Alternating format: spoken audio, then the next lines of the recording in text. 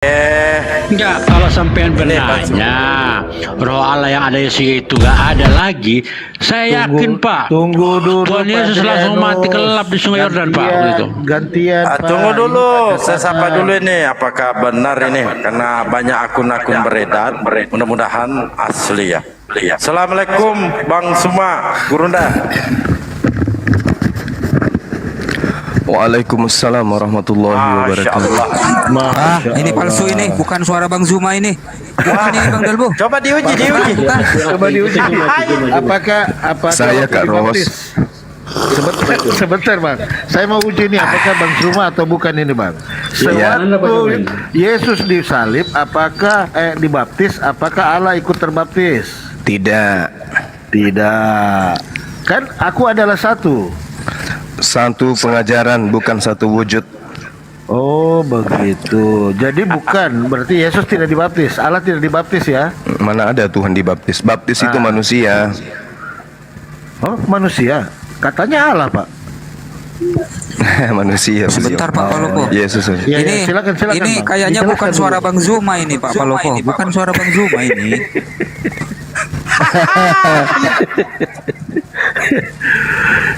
Silakan Bang. Ini bagaimana ini? Katanya Yesus Allah, tapi waktu dibaptis bukan Allah. On off jadinya nih Bang. Silakan. Harusnya ini dalamnya. Iya. Siapa yang mau diskusi ini di mana? Saya semua. Ada dua Bang, ada dua. Itu. Pak, catatan. Baik. Jadi Islam Kristen ini kan komunitas yang muncul belakangan. Paling bungsu itu Islam. Jadi Islam ketika bertanya dengan rasa penasarannya sungguh sabar. Assalamualaikum warahmatullahi wabarakatuh sahabat semuanya. Semangat pagi. Waalaikumsalam warahmatullahi wabarakatuh. Nah, kalau sekarang percaya saya ini yang asli ini. Percaya. Iya. Oke.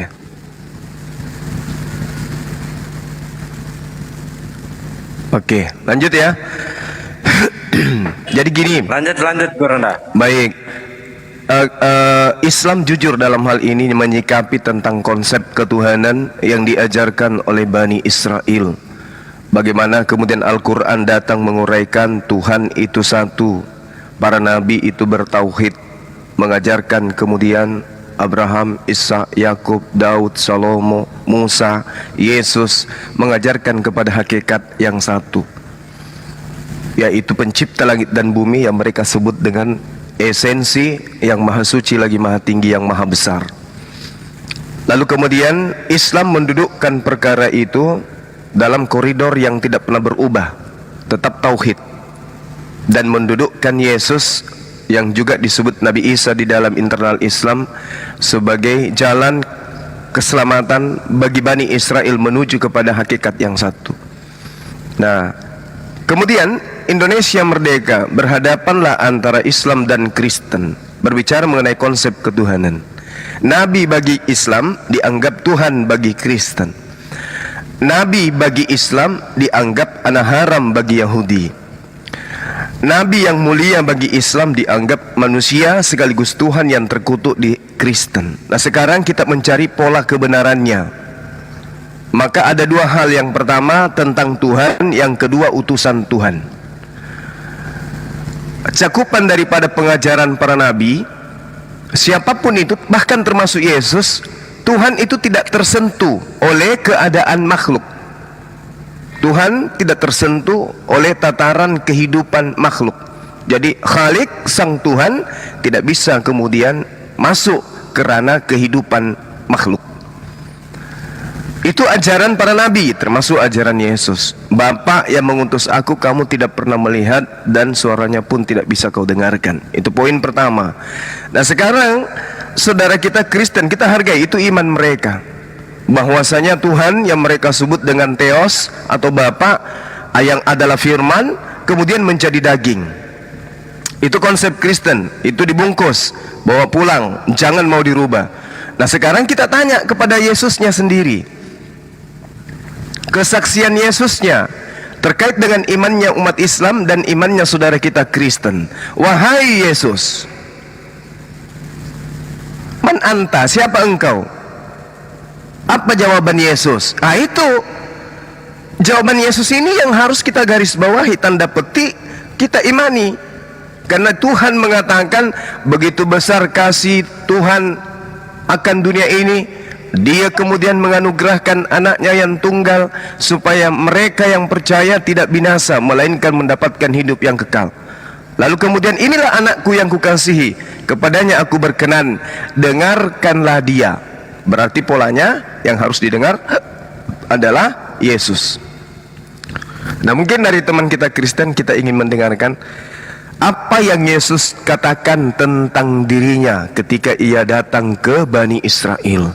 Kalau dari mimbar gereja kita dengarkan, Yesus itu Tuhan, Yesus Juru Selamat, Yesus Nabi, Yesus Allah, Yesus Bapa, Yesus Theos, Yesus Kurios, Yesus Mesias, Yesus, Yesus, Yesus.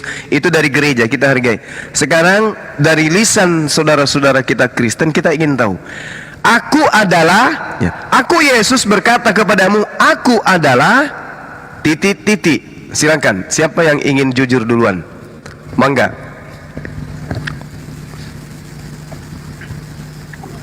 Pak Adrianus, bangun Pak, bangun Pak.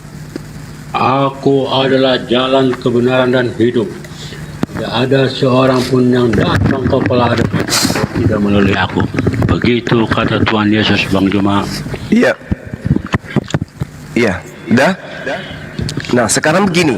Yesus menyediakan kendaraan, Pak, menuju kepada Tuhan yang kami sebut Allah. Bapak sebutkan dengan sebutan Elohim kalau minjam dari Yahudi, Bapak kalau di internal Kristen. Kendaraan yang disediakan oleh Yesus bukan tanpa aturan. Yang datang belakangan harus duduk yang rapi. Setelah duduk yang rapi, dipersilahkan kemudian ini dan itu. Itu ada tatanannya, Pak. Akulah jalan, akulah kebenaran, akulah hidup. Tidak ada yang sampai kepada Bapa. Berarti Yesus ini kendaraan menuju kepada Bapa. Kan gitu poinnya. Nah, sekarang kendaraan menuju sentral, kendaraan menuju terminal, apakah terminal?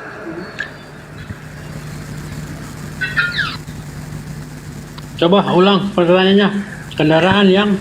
Kendaraan menuju terminal, apakah adalah terminal? Konteks duniawi seperti itu. Kendaraan yang menuju ke surga haruslah kendaraan yang datang dari surga. Iya, kalau Bapak naik kendaraan yang tidak pernah ke terminal, kesasar Bapak, nanti larinya ke Ancol. Enggak, bagaimana hal-hal yang duniawi, hal-hal yang ilahi, yang surgawi, kau komparasikan dengan hal-hal yang duniawi, Bang Juma. Disitulah yang bikin kita nggak mengerti. Baik, karena saudara. ketika saya bilang, kalau orang mau naik ke surga, mau pulang ke surga, tentunya harus memakai kendaraan yang dari surga dan tahu rute, tahu perjalanannya menuju surga, Pak. Kan gitu. Iya. Jadi gini, justru karena itulah kemudian kita percayakan kepada Yesus sebagai jalan. Pola apa yang dia ajarkan? Menyembah dirinya? No, itu tidak ada dalam pola sampai ke surga. Ibadah hari Minggu? No, tidak ada dalam pola Yesus ajarkan. Apalagi menganggap Tuhan itu tiga pribadi? Tidak, itu tidak diajarkan di dalam kendaraan Yesus menuju kepada Bapa. Jadi apa polanya? Baca Matius 19, Pak. Ketika kemudian orang yang sesaman dengan beliau, wahai guru, apa yang harus saya kerjakan? Apa yang saya harus lakukan supaya saya bisa sampai kepada surga? Yesus kasih tiketnya. Nih, jangan membunuh, jangan memperkosa, jangan mencuri, hormati kedua orang tuamu, pelihara sabat, jangan ada ilah lain di hadapanmu, dan seterusnya. Tidak ada nyembah aku, ibadah minggu, makan babi, jadikan Paulus Rasul, jadilah Kristen. Nggak ada itu, Bang, nggak ada. Jadi abang ini menggunakan kendaraan lain menuju Ancol, tapi Anda mengatakan bahwa saya menuju ke pasar Senen. Gak nyambung. Makanya banyak orang yang diusir nanti.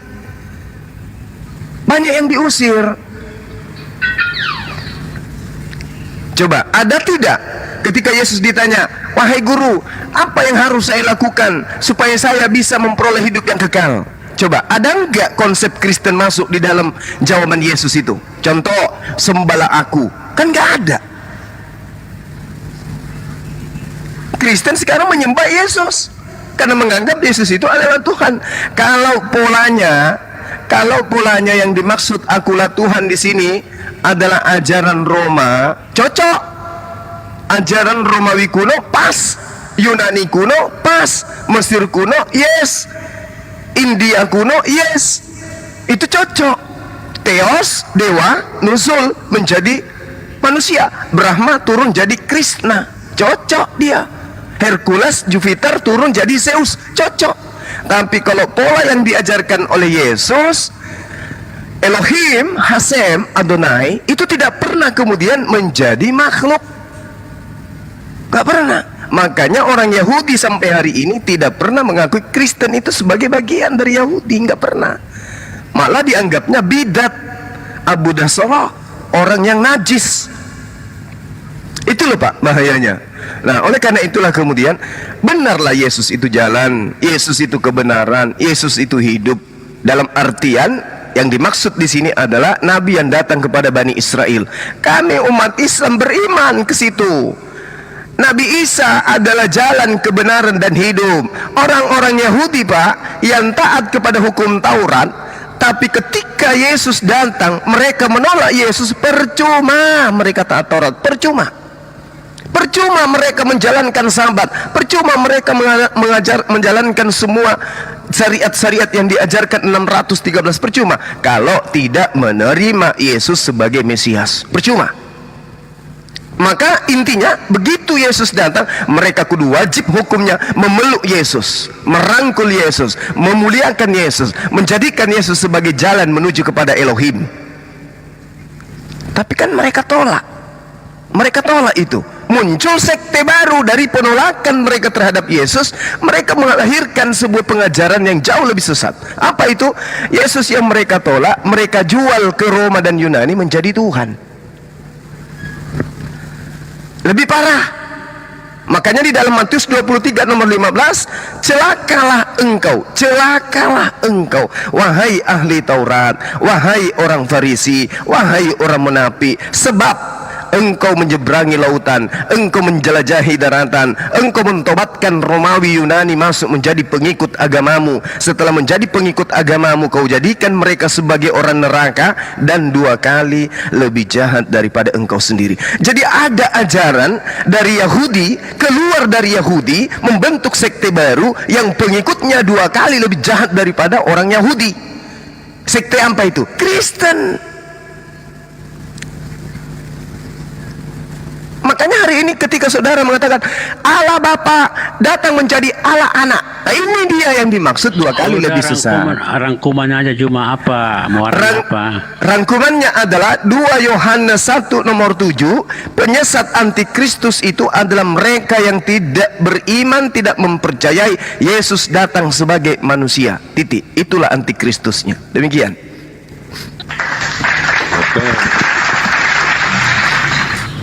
Saya ingin menjawab dengan analogi yang sama, yaitu Bang Juma bicara kendaraan.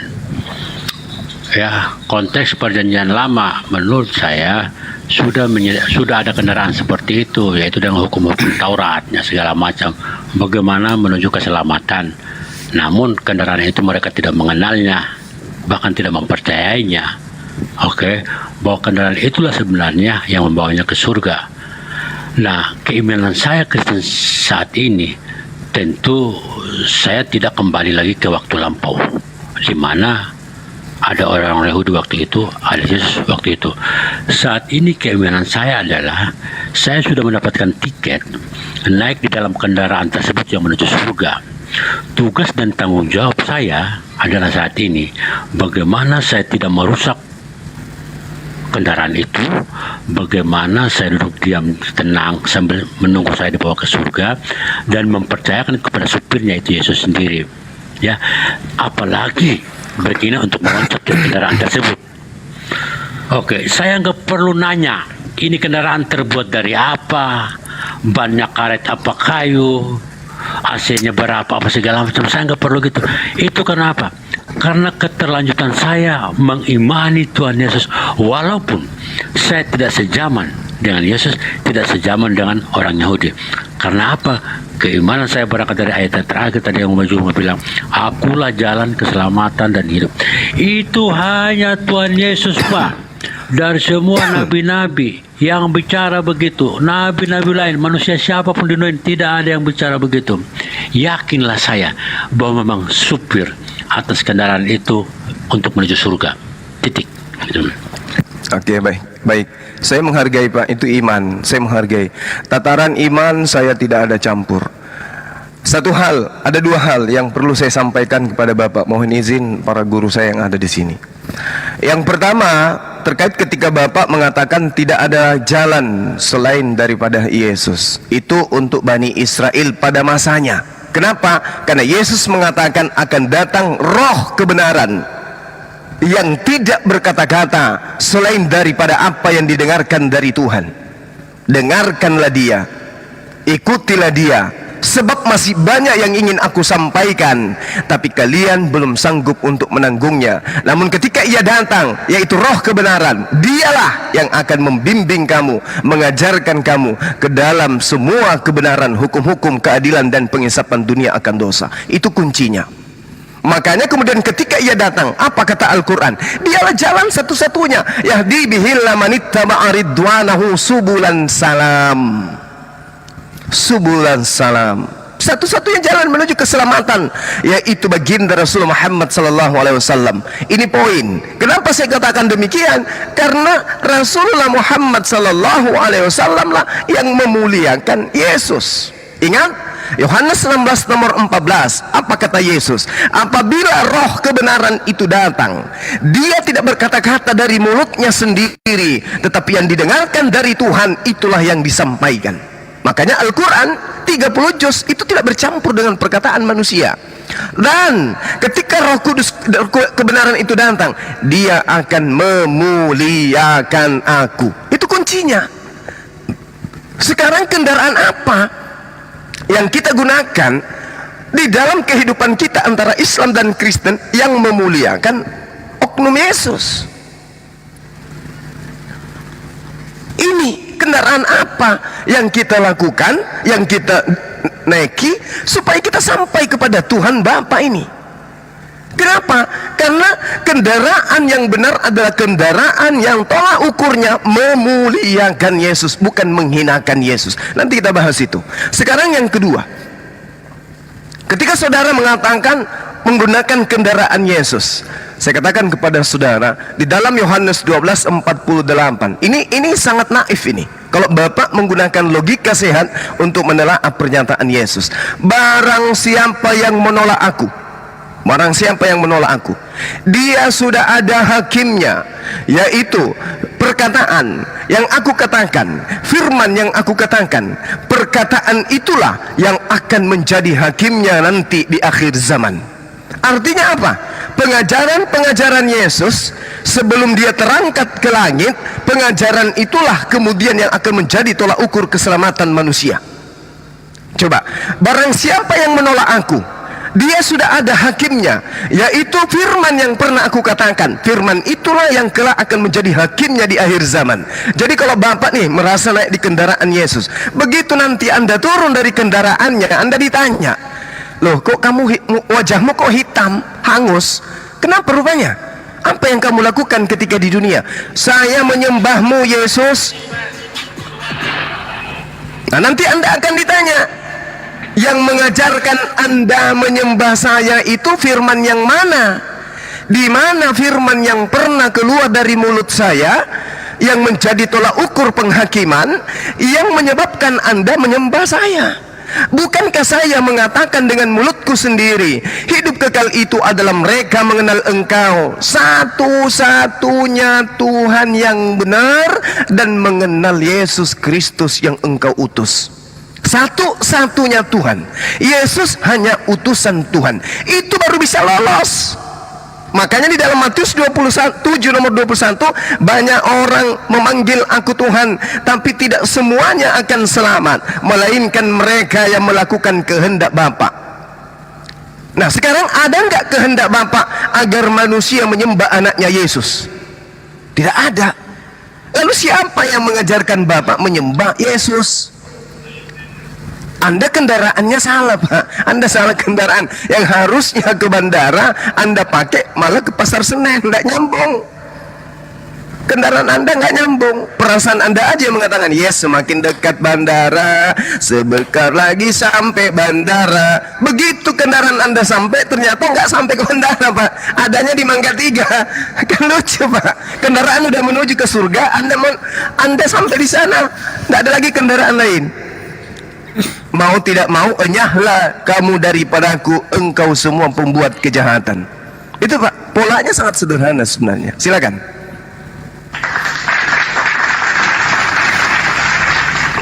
Namun entah kenapa orang Kristen meyakini bahwa mereka sudah di dalam kendaraan itu, ketimbang orang yang bukan Kristen masih menanyakan legalitas tiketnya benar apa enggak. Belum naik kendaraan, masih berdiri. Tiketnya apa, ini kendaraannya mereknya apa, ini asli enggak kendaraannya, bannya ini ada angin apa kagak, segala macam. Artinya orang Kristen selangkah lebih maju, sudah menaiki kendaraan itu. Iya, baik. Jadi gini, Pak, ada dua penumpang di dalam kendaraan Yesus. Ada dua. Yang pertama Bani Israel, yang kedua non Israel. Saya kasih polanya, Pak, ya. Saya kasih polanya. Saya ulang. Kendaraan yang disediakan oleh Yesus satu, penumpangnya ada dua. Yahudi dan non Yahudi. Salah satu di antaranya ada yang serigala nyamar domba. Kira-kira yang nyamar domba di sini Bani Israel atau non Israel? Coba gunakan akal dulu nih. Kendaraan yang disediakan oleh Yesus, penumpangnya ada dua golongan. Yang pertama domba, yang kedua ini abu-abu ini, yang satu nih bukan Bani Israel. Ingat, bukan Bani Israel yang satu ini, Pak. Tapi mereka kemudian berbaur mengaku sebagai Bani Israel rohani. Hati-hati. Jadi Anda sudah ada pada kendaraan yang Anda maksud. Tetapi ingat, di dalam Yesaya 52 nomor 1, apa yang dikatakan oleh Tuhan? Orang-orang non-Yahudi atau orang-orang yang tidak bersunat, najis hukumnya, haram hukumnya, masuk ke tanah yang dijanjikan oleh Elohim kepada Bani Israel. Yesaya 52 nomor 1. Itu satu, Pak. Kedua, Tuhan Israel mengatakan begini. Di dalam Yehezkiel 44 nomor 9, najis hukumnya, haram hukumnya, orang pemakan babi, orang yang tidak bersunat, masuk ke dalam bait sucinya Bani Israel. Ini yang kedua. Yang ketiga, Pak, Wahyu 21 nomor 27, najis hukumnya orang yang tidak bersunat dan makan babi masuk ke dalam surga. 3 poin. Kira-kira kalau dihadapkan 3 poin ini ke Bapak akan kelabakan dan loncat langsung lihat jendela. Sekarang saya tanya kepada Bapak, di akhir zaman kelak, di dalam Yeremia 50 nomor 17, Tuhan Israel akan mengumpulkan semua Bani Israel dari seluruh penjuru muka bumi, menggembalakan mereka, kemudian menyatukan mereka, membimbing mereka untuk bersatu berkumpul di tanah yang diperjanjikan. Pertanyaannya, kira-kira orang-orang Kristen pemakan babi, di mana di Yesaya 66 Tuhan berkata, aku sendiri yang akan datang menghanguskan semua manusia pemakan babi dan pemakan makanan-makanan yang menjijikkan. Kira-kira ketika nanti dihimpun Bani Israel yang sudah bersera ini, dihimpun ke tanah yang diperjanjikan, kira-kira orang Kristen ikut terhimpun tidak ke sana? Sementara Kristen itu adalah Abu Dasara, Kristen itu adalah Goyim, Kristen itu dianggap najis. Ingat, di dalam Galatia 2 nomor 14, Paulus sendiri yang mengatakan orang yang tidak bersunat adalah orang yang hidup secara kafir. Apakah maka orang-orang kafir akan terhimpun bersama dengan orang-orang suci Bani Israel. Itu poin yang harus anda harus resapi dan selami. Oleh karena itulah kemudian anda yang ada merasa di atas kendaraan Yesus dikatakan apa? Enyahlah daripadaku engkau semua pembuat kejahatan. Matius 13 nomor 50, pembuat kejahatan tempatnya di neraka. Anda boleh mengaku saya ini pengikut Yesus, saya ini anaknya Yesus, saya ini umatnya Yesus, saya naik di kendaraannya Yesus. Boleh, silakan aja. Tapi itu sepihak, tidak diakui oleh Yesus. Malah Yesus sudah mengatakan, aku akan mengusir. Enyahlah daripadaku kalian semua pembuat kejahatan. Ingat, Yesus berpesan, waspadalah kepada domba yang nyamar seperti serigala. Waspadalah kepada serigala yang nyamar seperti domba. Ingat, yang nyamar seperti domba artinya yang nyamar seperti Bani Israel. Di mana dua agama ini, Islam dan Kristen, di mana salah satunya yang menyamar seperti Bani Israel? Islamkah atau Kristenkah? Dari buahnya kita melihat. Silakan.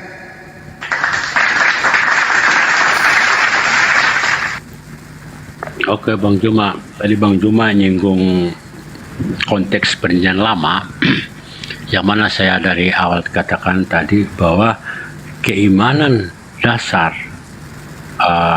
orang Kristen mengenal Yesus yaitu dari konteks perjanjian lama dengan segala macam ceritanya, kan gitu kan. Dan itu orang Kristen sampai saat ini berkeyakinan bahwa kami menyembah Allah yang benar, Allah Ishak, Abraham dan Yakub, gitu.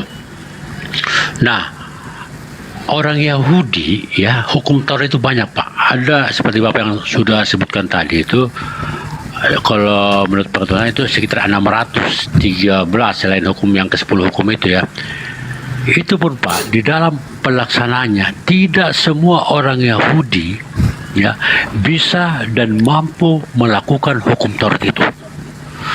Dan hukum Taurat ini adalah hukuman yang jika melanggar tentu sangat bahaya bagi orang Yahudi. Dan Bapak cuma perlu ketahui, hukum Taurat, menaati hukum Taurat 100% tidak juga membuat orang masuk surga. Bahkan adanya hukum Taurat ini membuat hidup manusia makin susah, makin sulit. Hukum Taurat dianggap sebagai momok yang menakutkan. Kenapa? Karena jika melanggar ada kutukan, hukuman dari Allah. Oleh karena itu hukum Taurat harus digenapi. Hukum dari Allah yang sebenarnya yang menjadi hukum terakhir yang Yesus bawa tidak boleh menakutkan, tidak membuat orang lebih banyak bikin salah lalu banyak membuat dosa seperti itu. Oke, saya analogikan dalam kendaraan. Pak Juma bilang di dalam kendaraan yang menuju surga ini adalah ada dua penumpangnya, yaitu orang Kristiani yang percaya terhadap Yesus Kristus dan orang Yahudi. Orang Yahudi kalau saya analogikan, mereka berada di penumpang atau di kendaraan yang sama, namun tidak mengenal persis siapa supirnya. Orang Kristiani saat ini di dalam kendaraan menuju surga mengenal betul siapa supirnya. Itu aja Pak Juma. Baik Pak. Jadi gini, kalau Anda mengatakan hukum Taurat itu tidak membuat orang selamat, inilah yang saya katakan Anda menggunakan kendaraan yang berbeda. Justru Yesus mengutuk orang-orang yang tidak menjalankan hukum Taurat. Matius 23, Yesus melarang jangan hidup seperti ahli Taurat. Karena ahli Taurat hanya bisa berbicara Taurat tapi tidak mempraktekkan. Sama seperti orang Kristen, mulutnya selalu Taurat, Taurat, Taurat, perjanjian lama, perjanjian lama, perjanjian lama, tapi mereka tidak menjalankan. Inilah yang disebut munafik. Matius 23 nomor 15, celakalah engkau wahai orang munafik, mengaku pelanjut Taurat tapi tidak melaksanakan Taurat. Itu satu. Yang kedua, Anda sedang mengatakan hukum Taurat itu tidak menyelamatkan. Ini ilmu dari mana? Sedangkan Tuhan sendiri mengatakan di dalam Ulangan 30 nomor 11, sebab perintah ini, yaitu hukum Taurat yang kusampaikan kepadamu pada hari ini, tidaklah terlalu sulit bagimu dan tidak pula terlalu jauh untukmu. Ini pernyataan Tuhan. Sedangkan kalau Anda mengatakan itu berat, perjanjian baru itu jauh lebih berat. Jauh lebih berat perjanjian baru itu daripada perjanjian lama. Jauh lebih berat doktrin-doktrin yang ada di dalam gereja Kristen tapi tidak jalankan dibandingkan hukum Taurat. Kita lihat, kalau kita melihat pernyataan Yesus sendiri, Pak, jikalau seorang datang kepadaku dan ia tidak membenci bapaknya, tidak membenci ibunya, tidak membenci anak-anaknya, tidak membenci saudara-saudaranya, dia tidak bisa menjadi muridku. Berat ini, berat. Ini berat sekali. Belum lagi ketika ia mengatakan begini di dalam Lukas 6 nomor 49, akan tetapi barang siapa mendengarkan perkataanku tetapi tidak melakukannya, ia sama dengan seorang yang mendirikan rumah di atas tanah tanpa dasar. Ketika banjir melandanya, rumah itu segera rubuh dan hebatlah kerusakannya. Ini pengakuan Yesus. Nah, sekarang mari kita buktikan di dalam Matius 5:42. Berilah kepada orang yang meminta kepadamu, dan janganlah menolak orang yang mau meminjam daripadamu. Anda bisa perhatikan ini, Pak. Ini hukum di dalam kitab saudara perjanjian baru. Berilah kepada orang yang meminta kepadamu, dan janganlah menolak orang yang mau meminjam daripadamu. Anda bisa perhatikan. Sekarang saya mau minta istri Anda. Bisa Anda perhatikan? Saya mau minta rumah Anda. Saya mau minta anak gadis Anda. Jangan menolak. Ini hukum di dalam kitab saudara. Matius 4, Matius 5 nomor 52. Lukas 12:233. Juallah segala milikmu dan berikanlah sedekah. Buatlah bagimu pundi-pundi yang tidak dapat menjadi tua, suatu harta di surga yang tidak habis, yang tidak dapat diingat pencuri dan yang tidak dirusakkan ngengat. Bisa Anda menjual semua harta Bapak? Bisa? Bisa? Lukas 6 nomor 30. Berilah kepada setiap orang yang meminta kepadamu, dan janganlah memintanya kembali kepada orang yang mengambil kepunyaanmu. Bisa Bapak perhatikan? Lebih mudah Taurat, Pak. Lebih mudah Taurat, Pak. Lebih mudah. Cuman karena ajaran Anda adalah ajaran anti terhadap Tuhan, maka ajaran Tuhannya diganti dengan membuat ajaran baru yang lebih sulit, tapi dikatakan kasih. Apa ini? Berilah kepada setiap orang yang meminta kepadamu, dan janganlah meminta kembali kepada orang yang mengambil kepunyaanmu. Ini apa? Bisa Anda perhatikan? Boleh saya minta? Gantian. Boleh saya minta rumahnya Bapak? Enggak, cuma gantian, jangan terlalu panjang. Oke, silakan. Jawab dengan kata yang singkat saja. Silakan. Kau kasih contoh meminta istri, ya. Kalau kau meminta istri saya, ya, sementara di hukum Kristen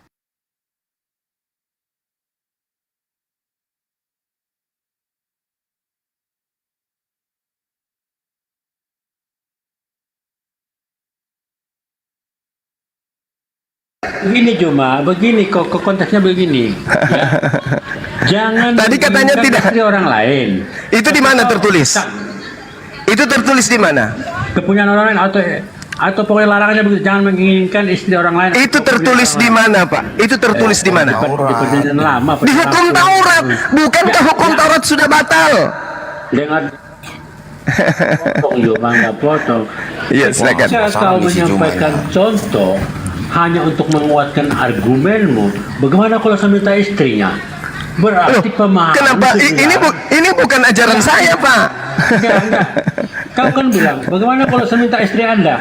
Artinya yang botol itu kau udah tahu dilarang meminta istri orang. Kau meminta. Sakit. Siapa yang botol? Logika Anda cacat. Tadi menurut ajaran Kristen, bahkan Anda sendiri yang mengatakan hukum Taurat itu tidak menyelamatkan. Oleh karena itu dia harus batal.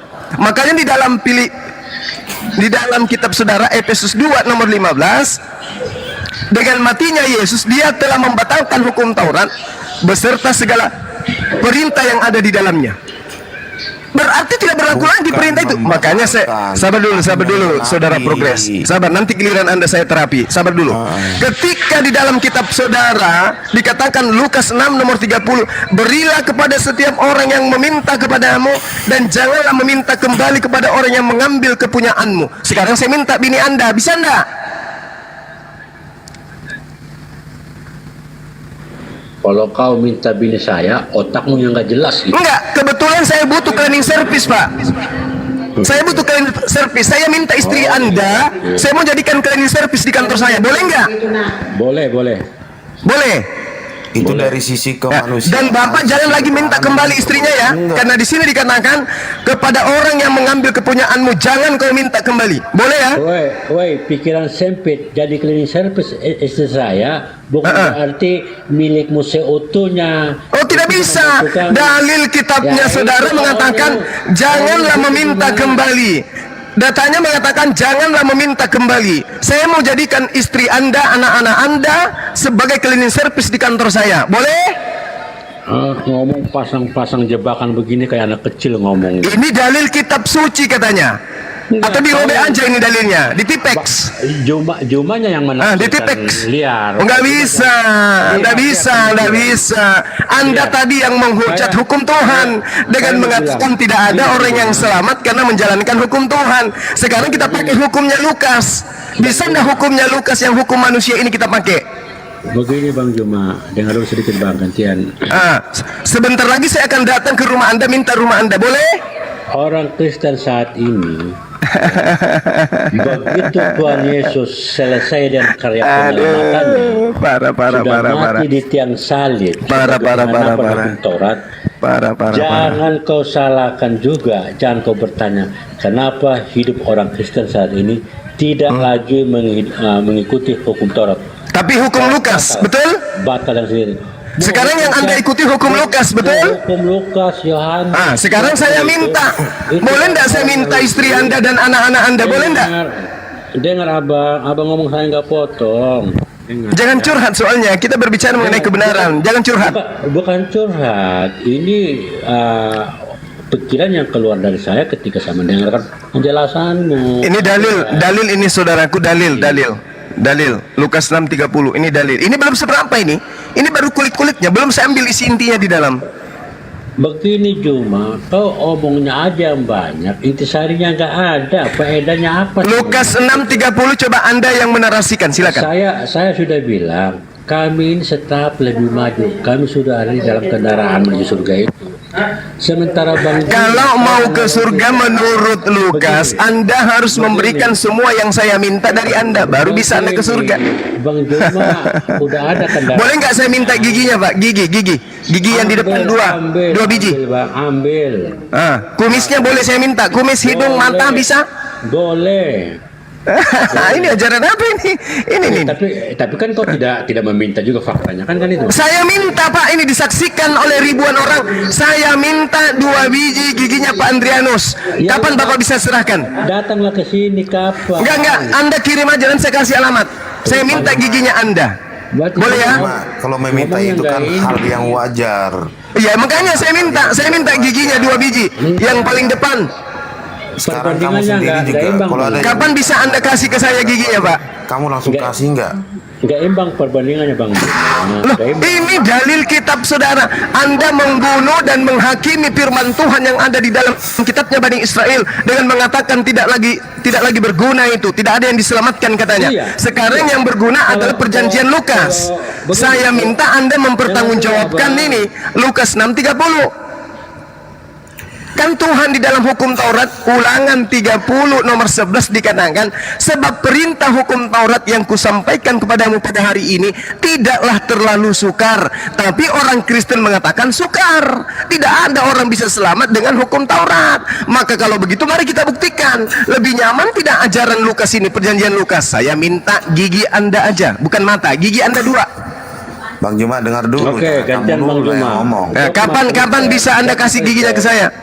Bang Juma, dogma Kristen, ya saya kasih tahu bahwa kalau artinya setelah berakhir karya penyelamatan Tuhan Yesus, hukum Taurat bagi kami tidak berlaku Kan gitu ya. Tidak.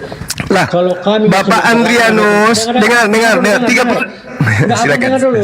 silakan. Kalau hukum Taurat berlaku lagi terhadap umat kita sekarang, itu sama saja kami tidak mengakui lagi Yesus sebagai sebagai Tuhan dan Juru Selamat kami sebagai penggenapan hukum Taurat.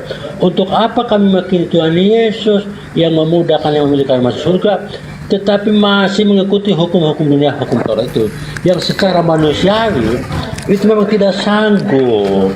Hukum Taurat Tidak sanggup. menyelamatkan. Kau ingat karena penyelamatan Tuhan Yesus, ada penjahat yang salib bersama-sama Tuhan Yesus waktu itu penjahat loh. Dia berarti hari ini juga engkau bersama-sama dengan aku di surga. Itu karena keimanannya, Pak.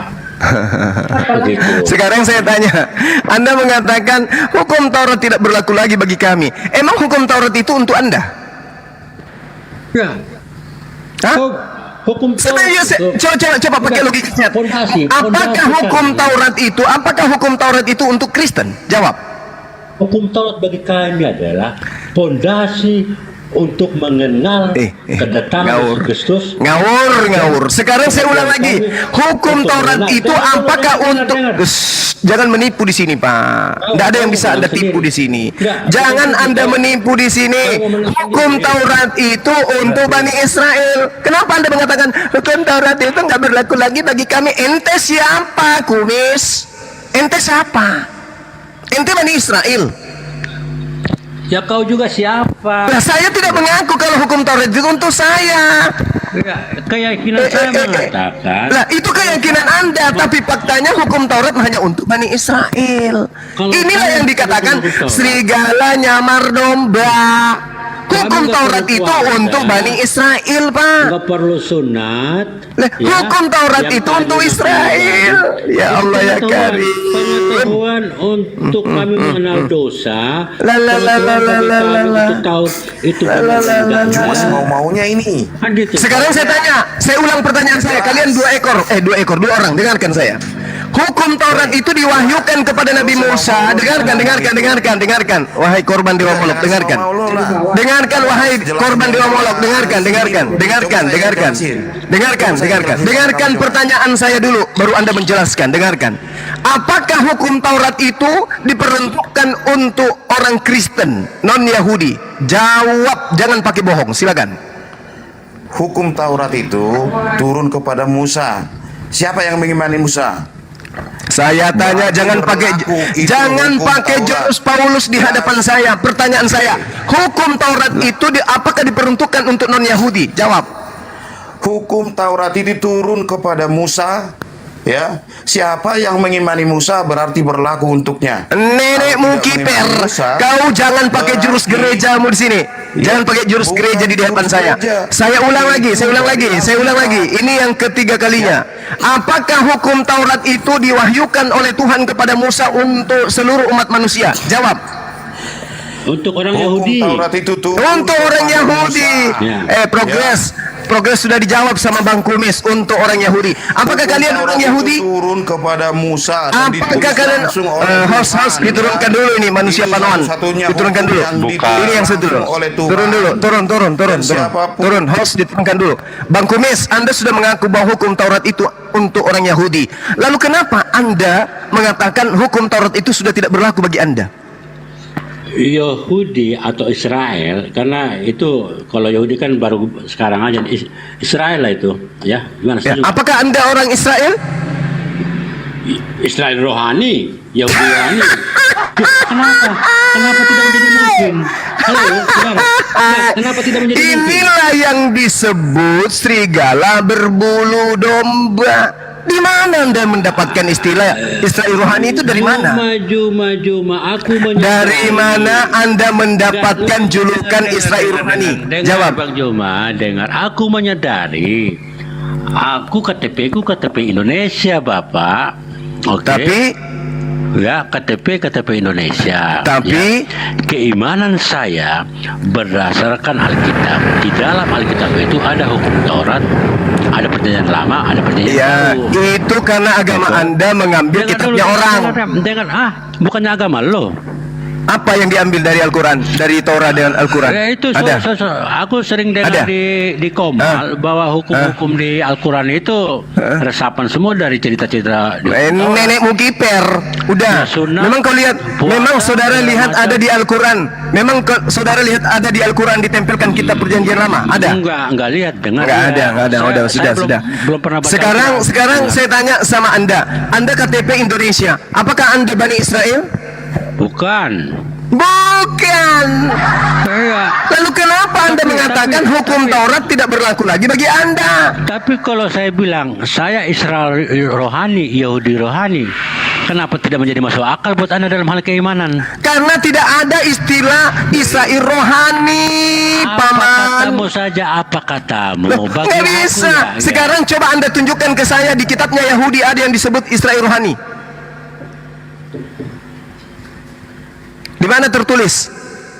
Kau baca semua kitabnya si Paulus. Saya sudah ada di telapak kaki kalau Bible yang Anda maksud. Sekarang saya tanya sama Anda, tunjukkan satu data di dalam pengajaran Bani Israel ada yang disebut Israel rohani. Silakan. Pantasan kau taruh di telapak kaki, bego. Iya, karena tidak layak disimpan di kepala, rusak otak kalau disimpan di kepala. Sekarang saya tanya sama, coba tunjukkan di dalam kitabnya Yahudi ada yang disebut Israel rohani. Kau cari sendiri keyakinan saya seperti itu. Cari sendiri. Aku nggak ada waktu buat itu, Juma.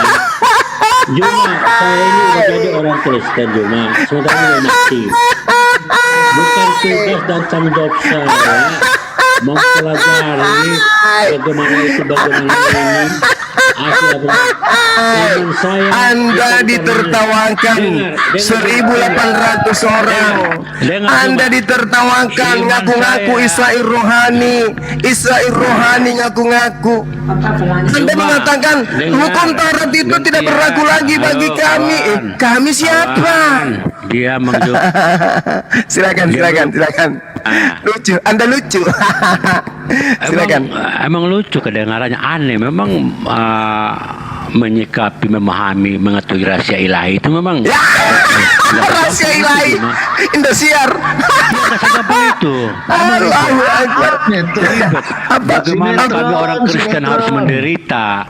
Mestinya kan jadi orang Kristen nggak perlu menderita, tetapi kami harus menderita. Itu yang ini Anda harus menderita. Lukas 6:30. Karena saya akan datang minta rumah Anda. Teman saya yang satu sudah WA ke saya, Pak, tolong mintakan ke Andrianus, saya butuh ginjalnya. Ini ada lagi yang minta. Bentar lagi ada yang minta biji zakar Anda. Tengok aja nanti. Habis Anda ini, habis Anda.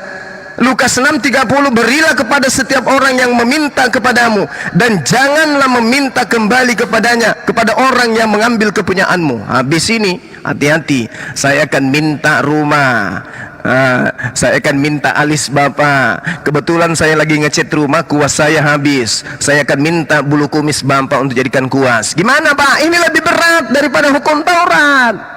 Ayo. Rahasia ilahi lagi. Belum Indosiar. Jadi saya minta biji mau jadikan jimat. Nah makanya Bapak jangan menghujat firman Tuhan dengan mengatakan firman Tuhan sudah berguna lagi. Bahaya. Saudaraku Yonatan Nanda, Dato Juma, siapalah namamu begini, dengar dulu. Saya Paulus, Pak. Kalau kau meminta biji sakar saya, mengikuti omonganmu, kau datang di sini sudah ada golok di depan saya, gitu. Karena kau orang bodoh yang meminta soalnya. Gitu. Ini dalilnya, berilah kepada setiap orang yang meminta. Ada golok. Artinya begini Juma. Nggak perlu pakai golok Pak, pakai pisau. Untuk mengiris bijinya itu pakai silet juga bisa. Ngapain pakai golok? Sempitlah pengetahuan kau tentang agama, karena kau menerjemah secara literal. Ketika kau sempit pemahaman tentang agama, maka akan menjadi celaka juga bagimu.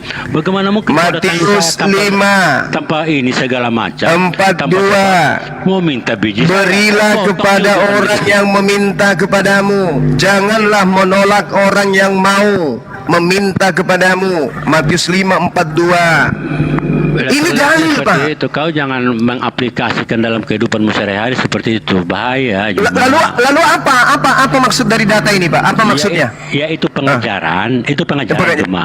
Pengajaran untuk Iya, dengar, pengajaran buat semua orang. untuk Ya. apa? Untuk orang itu berbuat baik. yang Berbuat baiknya kayak mana? Supaya di dunia ini tidak terkacau apa segala macam. Tentunya baik-baik yang kita. Ini berbuat baiknya maksudnya gimana? Berilah kepada orang yang meminta kepadamu. Betul? Betul. Nah, sekarang saya minta biji segar Anda untuk dijadikan hiasan di alun-alun. Boleh? Ya kau mintalah yang pantas aku berikan. Ya, tidak, ini berilah apapun yang Berarti diminta. Kau rakus. Enggak apa-apa, enggak apa-apa. Saya kalau mau kau meminta- mau tempel di alun-alun. Boleh Begini nggak? sayang, begini Juma. Kalau kau meminta sesuatu hal yang tidak ada padaku, Ada biji segarnya saya minta. Lu Saya mau dengar. gantung di alun-alun. oke. Kalau kau pun meminta jakar, sementara aku butuh itu jakar juga supaya sama dengan kau mengambilnya, ya kita ribut. Jadinya. Ini perintahnya. Ya, Jangan artinya begini. kamu menolak. Artinya begini. Matius 5:42. Makin Berilah kepada orang yang meminta kepadamu dan janganlah menolak. Nah, ayo. Jalankan Begini, ini, Juma. jalankan Juma. ini. Orang Ini itu- hukum Matius dan Dengar hukum dulu. Lukas. Ya tahu itu ajaran saya. Itu ajaran saya. Kau jangan ulang-ulangin. Saya bukan di tahap belajar. Saya udah tahap analisis cuma. Makanya saya ngomong gak pakai data. Juga. Kalau Anda masih analisis, saya sudah di atas level Anda berarti. Karena saya level praktek lapangan. Sekarang Kau saya menghafal. minta biji sakar Anda. Kau menghafal juga. Saya minta biji sakar Anda. Saya sudah belikan cat not drop. Saya mau cat unik warnanya. Saya mau pirang. Habis itu saya gantung di alun-alun. Halo Juma, belajar. Untuk penggambaran sebagai aturan kitab Anda. Dengar dulu kawan. Anda masih dianalisis. Saya sudah tahap Enggak, praktek, Pak. Kau dengar dulu Juma, belajar kitab suci itu tidak membuat orang itu jadi bodoh, malah makin pintar. Artinya begini. Kau jangan ketawa. Kalau kau datang meminta jakar saya dengan dalil agama, aku hantam benar asli. Loh, ini jangan menolak katanya, jangan menolak. Enggak. Jangan menolak. Sebagai manusia yang sudah punya akal budi bertahun-tahun Makanya jangan menghujat firman Tuhan, Pak, dengan mengandalkan kitab Anda. Taurat tidak berguna lagi. Yang berguna adalah kitab aturan Matius. Sekarang aturan Matius saya mau praktekkan. Di dalam bahasa Yunani-nya dikatakan apostrepo. Apostrepo itu tidak boleh menolak. Apapun yang diminta tidak boleh menolak. Cuma saya hafal apapun seluruh kitab suci kamu di dunia ini, ya. Kalau outputnya dari kamu nggak ada, percuma. Buktinya. Ini Pak, ini apa maksudnya ini? Jangan menolak, Pak. Apa maksudnya jangan menolak? Ya artinya kau sadar sendiri itu. Outputnya maksudnya begini. Di dalam berpikir pun, berbicara pun, kau harus menggunakan kecerdasan itu. Artinya apa? Kalau kau tahu bahwa saya punya sakar cuma satu-satunya ada kegunaan, jangan juga kau memintanya. Ketika kau memintanya ke saya Juma, begini Juma, ketika kau memintanya kepada saya, ya, saya akan melawan kau Juma. Kenapa saya melawan? Ini jangan menolak, Pak. Itu kecerdasan Juma. Kenapa saya melawan? Berilah kepada orang yang meminta kepadamu dan janganlah menolak. Apostrepo, jangan menolak. Beri apa yang diminta. Kau menerjemahkan lurus seperti robot otakmu. Enggak macam. Sekarang saya tanya, lebih sukar mana Taurat daripada Perjanjian Baru? Lebih sukar Taurat, Pak. Nah, oke. Kalau begitu jangan menolak. Saya mau minta zakar Anda. Saya mau gantung di alun-alun. Tapi saya kan karena tidak hukum Taurat tidak berlaku buat saya. Ketika kau minta zakar saya hantam kau kan gitu. Ya karena nggak berlaku. Dalilnya jangan menolak, Pak. Dalilnya jangan menolak. Kan Bapak bisa saya biayai sekali sebulan datang lihat di alun-alun punya Bapak. Oh masih ada punya saya. Warnanya sekarang sudah warna pink.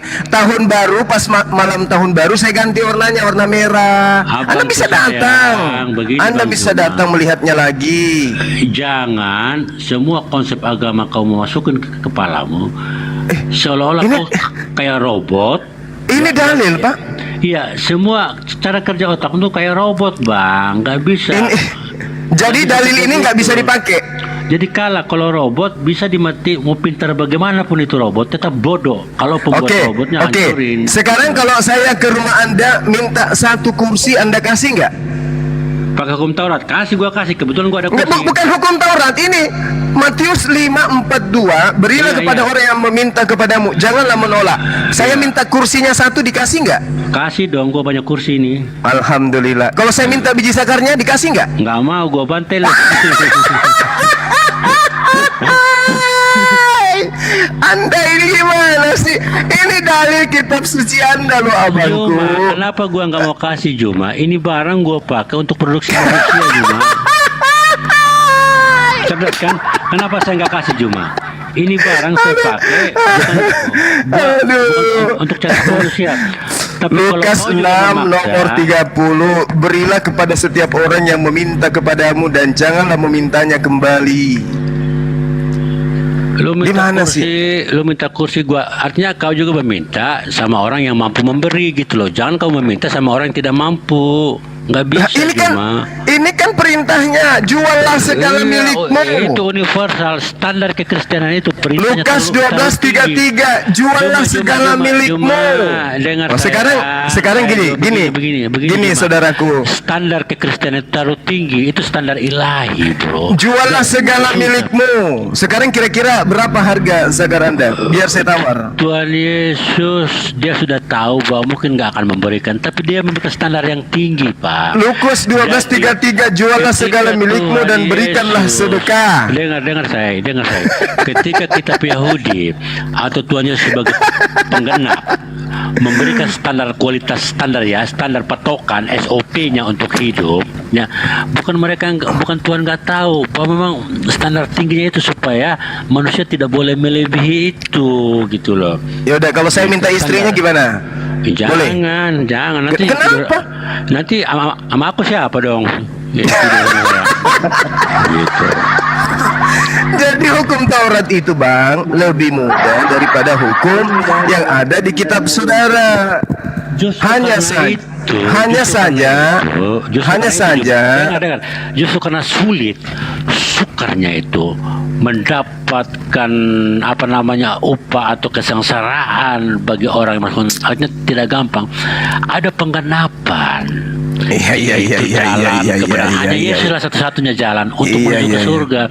Jadi perjanjian baru tidak berlaku juga. Orang Yahudi kan begini, Bang, mereka pelajari hukum Taurat supaya nggak ada tulah dari Allah, nggak ada kesengsaraan, nggak ada. Artinya mereka meyakini ketika mereka melakukan hukum Taurat 100%, yakinlah mereka bahwa mereka tidak akan mendapat sengsara, kutukan atau apalah dari Yang Maha Kuasa. Yang lucunya lagi, ada orang Yahudi yang baru tahu 50% dari hukum Taurat itu, tapi tahu banget tentang kuasa Allah. Itu mereka jadi sombong sehingga menantang kedatangan Tuhan Yesus Kristus. Begitu loh, bro. Baik. Ini oke. Nah, sekarang ini masih berlaku enggak ini? Perjanjian Lukas, perjanjian Matius masih berlaku nggak, Bang? Kalau Lukas, Matius segala macam itu kan mereka murid-murid Tuhan Yesus lah, keturunan segala turunan murid-muridnya lah. Itu masih berlaku karena itu penggenapan. Artinya apa? Iya, masih berlaku tidak? Firman yang keluar dari yang menggenapi sampai saat ini masih berlaku, Pak, gitu. Masih berlaku kan? Berlaku. Nah, saya 30. Dan muara berlakunya itu aplikasinya atau outputnya dengan mengimani Yesus Kristus sebagai Tuhan dan Juru Selamat. Itulah loh. iya. Walaupun artinya apa? Tidak sebatas mengimani saja kan, harus mempraktikkan hukum baru ini kan. Betul Bapak. Nah, sekarang saya mau minta itu. Begini abangku, manusia punya kelemahan, kekurangan, ya. Artinya kalau dibilang manusia secara egonya bahwa nanti akan masuk surga, oh tidak juga. Tetapi untuk perkara surga, Om Juma, tidak ada yang mustahil bagi Tuhan. Ya itu dia makanya, serahkan biji sakar Anda supaya Anda bisa masuk surga. Kami sudah dikasih contoh dan sudah menjadi sejarah bahwa orang yang bersama dengan Tuhan yang disalib itu kan penjahat kelas kakak kelas berat. Kalau Tuhan yang berkata seperti tidak mungkin. Bang itu Kumis, hari ini engkau bersama sama aku di Firdaus. Bang Kumis. Kejadian peristiwa seperti itu, itulah Bang yang Kumis. membuat keimanan Kristen bertambah. Oke. Walaupun orang Kristen ada kurang-kurangnya, ada minus-minusnya, ada Iya. minus-minusnya. Iya. Asalkan jangan meninggalkan Kristus. Kan itu Oke. aja dogma Kristen. Baik, baik. Bang Oke, Kumis. aku di bawah nanti ya, Bang Yuma ya. Sabar-sabar, sedikit lagi, 5 menit lagi. Abang, apakah ketika Abang Andrianus nanti ke surga bawa biji sakar? Enggak, roh aku nanti. Enggak. Roku, Jadi roku. serahkan aja sekarang, Bang. Kan Roku. anda bawa juga ke sana. Itu ada biji kambing itu enak biar barang muter kencang gitu aja. Enggak. Kalau pingin biji-biji gituan Joma, Oh, itu nanti. biji Enggak, biji ini enggak berlaku bagi kambing ini. Lukas 6:30, berilah kepada setiap orang yang meminta dan jangan menolak. Lagian kan Anda tidak, ketika Anda ke surga, Anda sudah tidak punya biji sakar. Anda cacat nanti di sana. Lemahnya logika kau itu untuk apa juga kau minta biji sakar? Saya mau jadikan tanda bukti di alun-alun kota Makassar. Ini loh ajaran kasih dari Kristen. Rela kemudian memberikan biji sakarnya demi keselamatannya mengikuti Yesus. Berarti kau awetin dulu ya. Enggak perlu diawetkan, nanti di sana baru kita semprot pakai apa itu, pengawet. Gitu loh, Bang. Kan tidak Anda bawa ke surga juga. Enggak. Buktikan ajaran kasih Enggak. Anda bahwa Supaya Anda kau lebih kasih cerdik. kepada Yesus daripada biji sakar Anda. Ini dalil perintah. Kalau kau memang cerdas, pintar, hanya untuk jadi- mencerdaskan orang Sulawesi. Kok jadi cerdas, pintar? Enggak, kalau kau cerdas pintar dan tidak menyakiti saya, kau ambil aja biji sakar monyet atau kambing. bilang, Ini bukan kitab saya, Bang. punya Ini Adrianus kitab gitu Anda. dong. Enggak. Ini kitab Anda.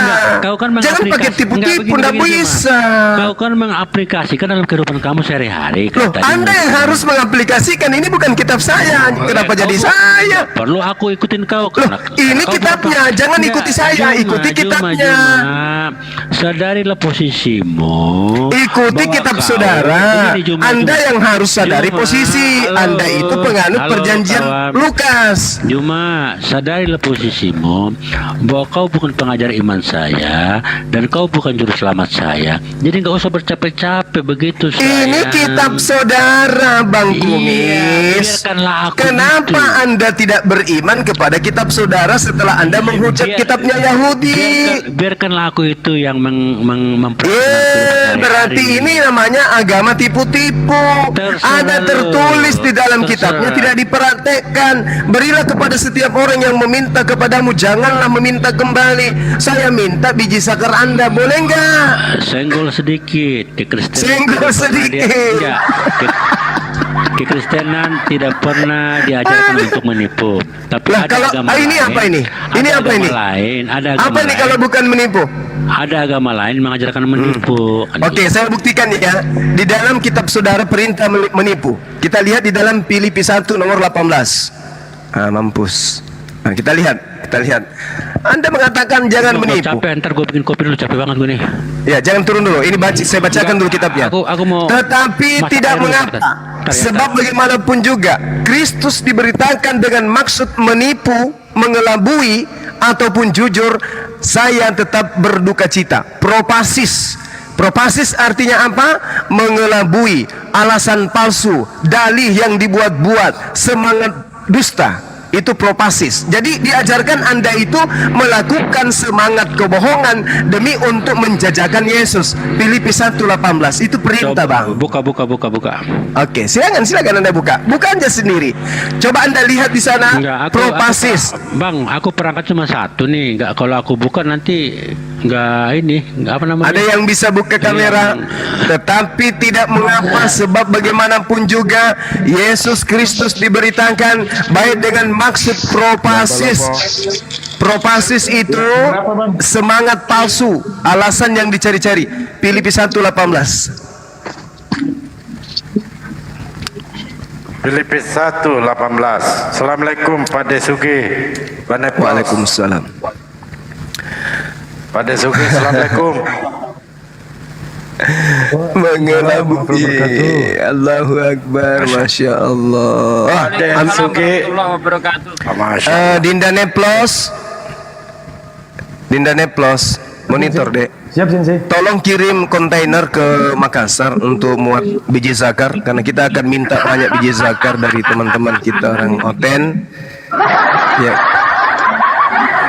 Ntar nunggu hari Idul Kurban bang, banyak itu Biji zakar. biji kambing. Cakar. Ya jangan kambing, oh kambing bukan Oten. Gimana sih? Itu kebutuhan Sensei, itu kebutuhan yang diminta yang udah disunat atau belum Sensei? Izin.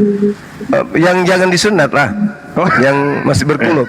Udah izin Os, udah bisa dibuka Os. Yang Bisa mulai dibuka, pirang, yang mulai pirang bijinya tapinya ya. Ini. Di sini maksud palsu dalam bahasa Yunaninya propasis. Propasis itu artinya mengelabui. Oke? Propasis mengelabui. Original teksnya itu palsu di situ, propasis artinya mengelabui atau menipu. Alasan yang dicari-cari atau dalil yang tidak kemudian mendatangkan kebenaran atau semangat palsu. Propasis. Jangan diturunin dulu ayatnya. Aku mau baca kitab aku dulu ya. Manual Ya, baca. silakan. Tetapi tidak mengapa, sebab bagaimanapun juga Kristus diberitakan baik dengan maksud propasis, mengelabui, maupun dengan jujur. Tentang hal itu aku bersuka cita dan aku akan tetap bersuka cita. Selamat datang kebenaran.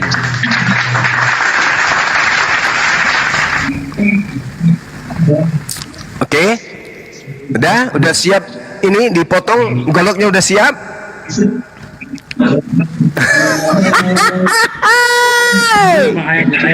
Ayatnya mana bang tadi? Filipi berapa? Halo, cuma Filipi berapa tadi? Filipi 1:18.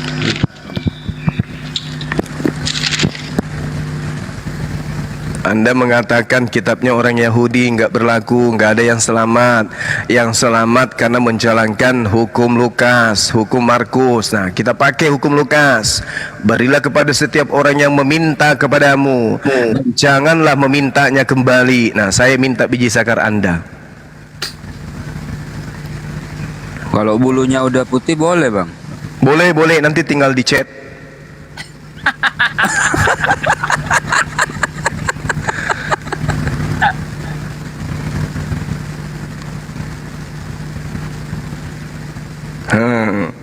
Ada yang usaha tai sapi, ada yang usaha biji zakar. Ini bagus ini. Nanti orang Korea kita tawarkan untuk buka shop biji zakar. Ada job baru.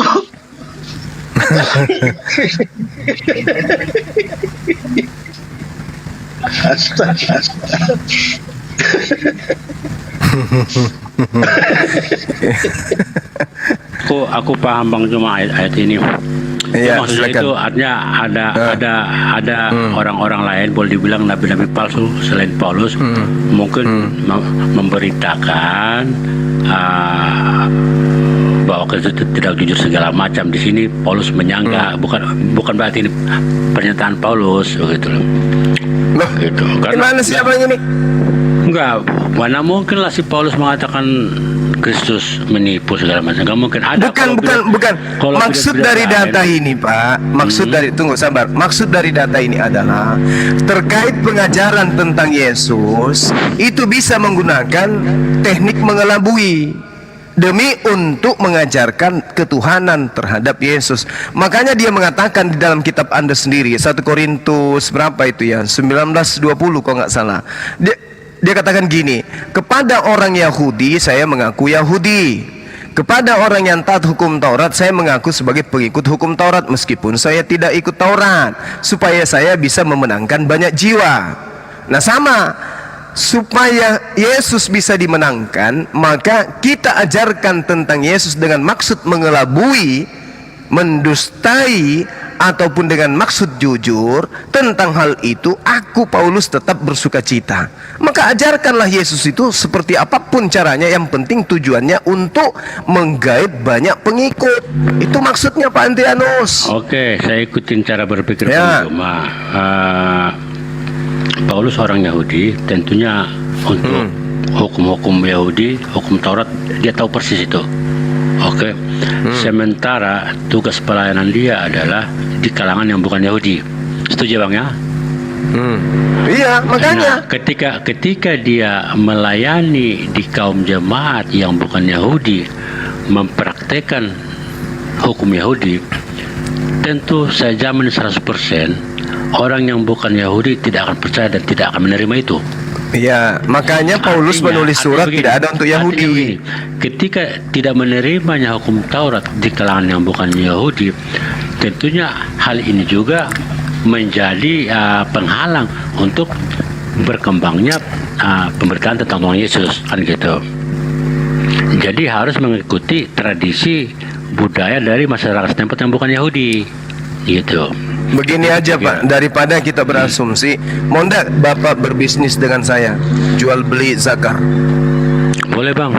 Nah, sekarang tugas Anda kumpulkan jemaat, bacakan dalil Markus tadi dan Lukas, bahwa ada dalil di kitab kita yang memerintahkan apabila kita dimintai, maka kita tidak boleh menolak. Disitulah kurang ajarmu, iblismu keluar. Kok jadi kurang ajar Pak? Nggak, kurang ajar iblis otakmu itu di situ. Gimana? Ini dalil Di situ. Pak. Tadi Di katanya mau situ. berbisnis. Kau ngomong orang Kristen, artinya nanti kau bilang jakarnya orang Kristen. Tolong. Lah pastikan potong dari dalilnya situ. ini Pak. Artinya Ini apa? dalil kitabnya. Otak lu itu pintar, cerdas, tapi tidak dipakai untuk kebaikan. Lo astagfirullahaladzim. Kenapa jadi marah ini? Pintar-pintar apapun kau, tetapi Loh. kepintaranmu tidak menuju Loh. kepada peningkatan martabat manusia itu sendiri. Astagfirullahaladzim. Itu Ini kan bangunan dalil kepintaran Pak. kau, Juma. Dalil. Di situ Ini dalil memang. loh. Begini Bang Ini Juma. dalil. Dari udah berapa tahun lebih aku dengar, saya bilang cuma pintar. Salah enggak dalilnya ini Pak? Salah enggak dalilnya? Namun saya berpikir Tidak. Juma Enggak pintar salah cerdas. ini. Pintar ngomong. Makanya coba pintar cerdas. kalau ada yang punya Namun- biji sangkar yang ada tato salibnya di situ, itu yang lebih mahal kayaknya Pak. Begini Juma. Kita namun bisnis itu kecerdas- aja. Begini Juma. Namun kecerdasanmu tidak kau pakai untuk supaya bagaimana peradaban cara berpikir manusia ini maju. Ya, ada malaikat memberitakan kebenaran, Allah juga iblis menyerupai Allah. Ini Allah ada Pak.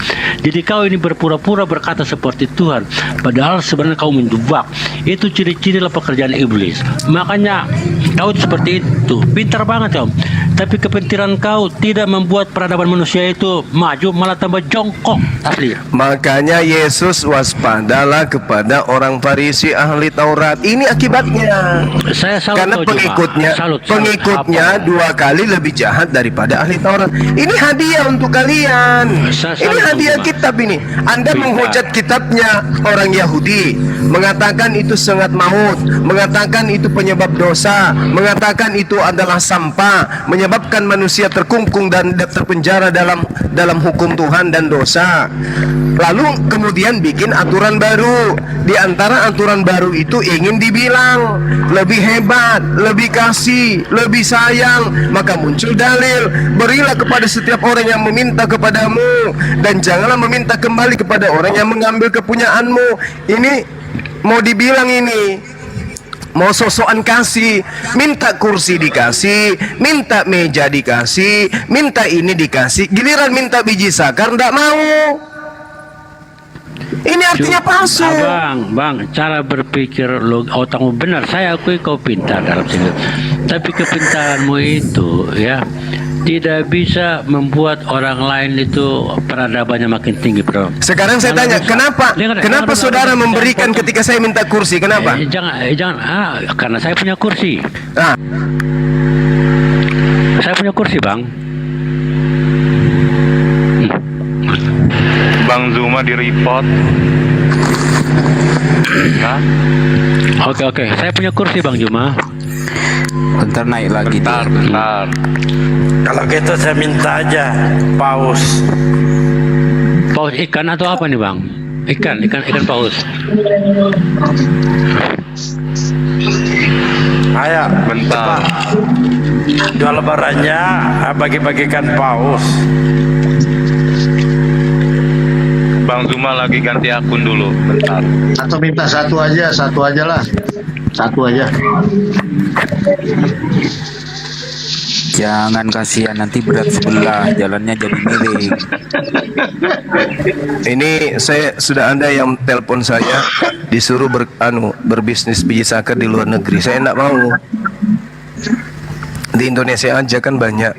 Saya minta kursi Bapak kasih, minta meja Bapak kasih, minta mobil Bapak kasih nggak? Kalau saya punya mobil saya kasih abang. Minta rumah? Kalau saya punya rumah banyak saya kasih. Yang rumah yang ditinggali aja. Enggak, aku juga butuh itu rumah. Nanti aku belikan ini tenda pramuka. Kalau aku kasih, akunya yang tolol gitu loh. Kan dalilnya ada, jangan menolak katanya. Enggak. Anda menuduh ajaran Taurat berat, padahal Tuhan sendiri di dalam kitabnya orang Yahudi Ulangan 30 nomor 11 Cara mengatakan bertanya. Taurat itu tidak berat. Giliran cara- Anda mengedepankan kitab Anda, giliran diminta untuk dipraktekkan, Anda pilih-pilih, nggak mau kasih rumah. Tadi yang paling mudah minta biji zakar, nggak juga mau dikasih, padahal ke surga nggak bawa biji zakarnya. Gimana ini Bapak? Ini lebih sukar. Ini bukan masalah hujat menghujat ataupun merendahkan, tidak. Ini untuk menyadarkan Anda bahwa Anda meninggalkan hukum Tuhan menuju hukum Lukas. Ternyata hukum Lukas jauh lebih berat, Pak. Sementara apa yang berat di hukum Taurat itu? Jangan mencuri. Apa berat? Jangan berzina. Jangan bersaksi dusta, jangan mengingini orang punya, jangan mengingini bini orang, apalagi hormati kedua orang tuamu, apalagi peliharalah sahabat. Apa yang berat, Pak?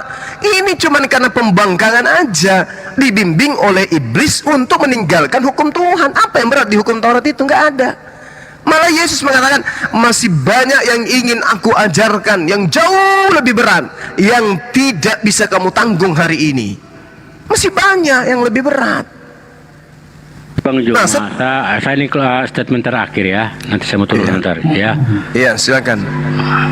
Yang seperti tadi yang Bang Juma segala macam masih membahas tentang dalil dasar-dasar keimanan kepada Kristus. Orang Kristen ketika mengimani Yesus sebagai penggenapan hukum Taurat terlalu pede banget. Saking karena pedenya, dosa-dosa yang dilakukan, kejahatan apapun segala macam tidak dipedulikan, pede habis, nah gitu loh.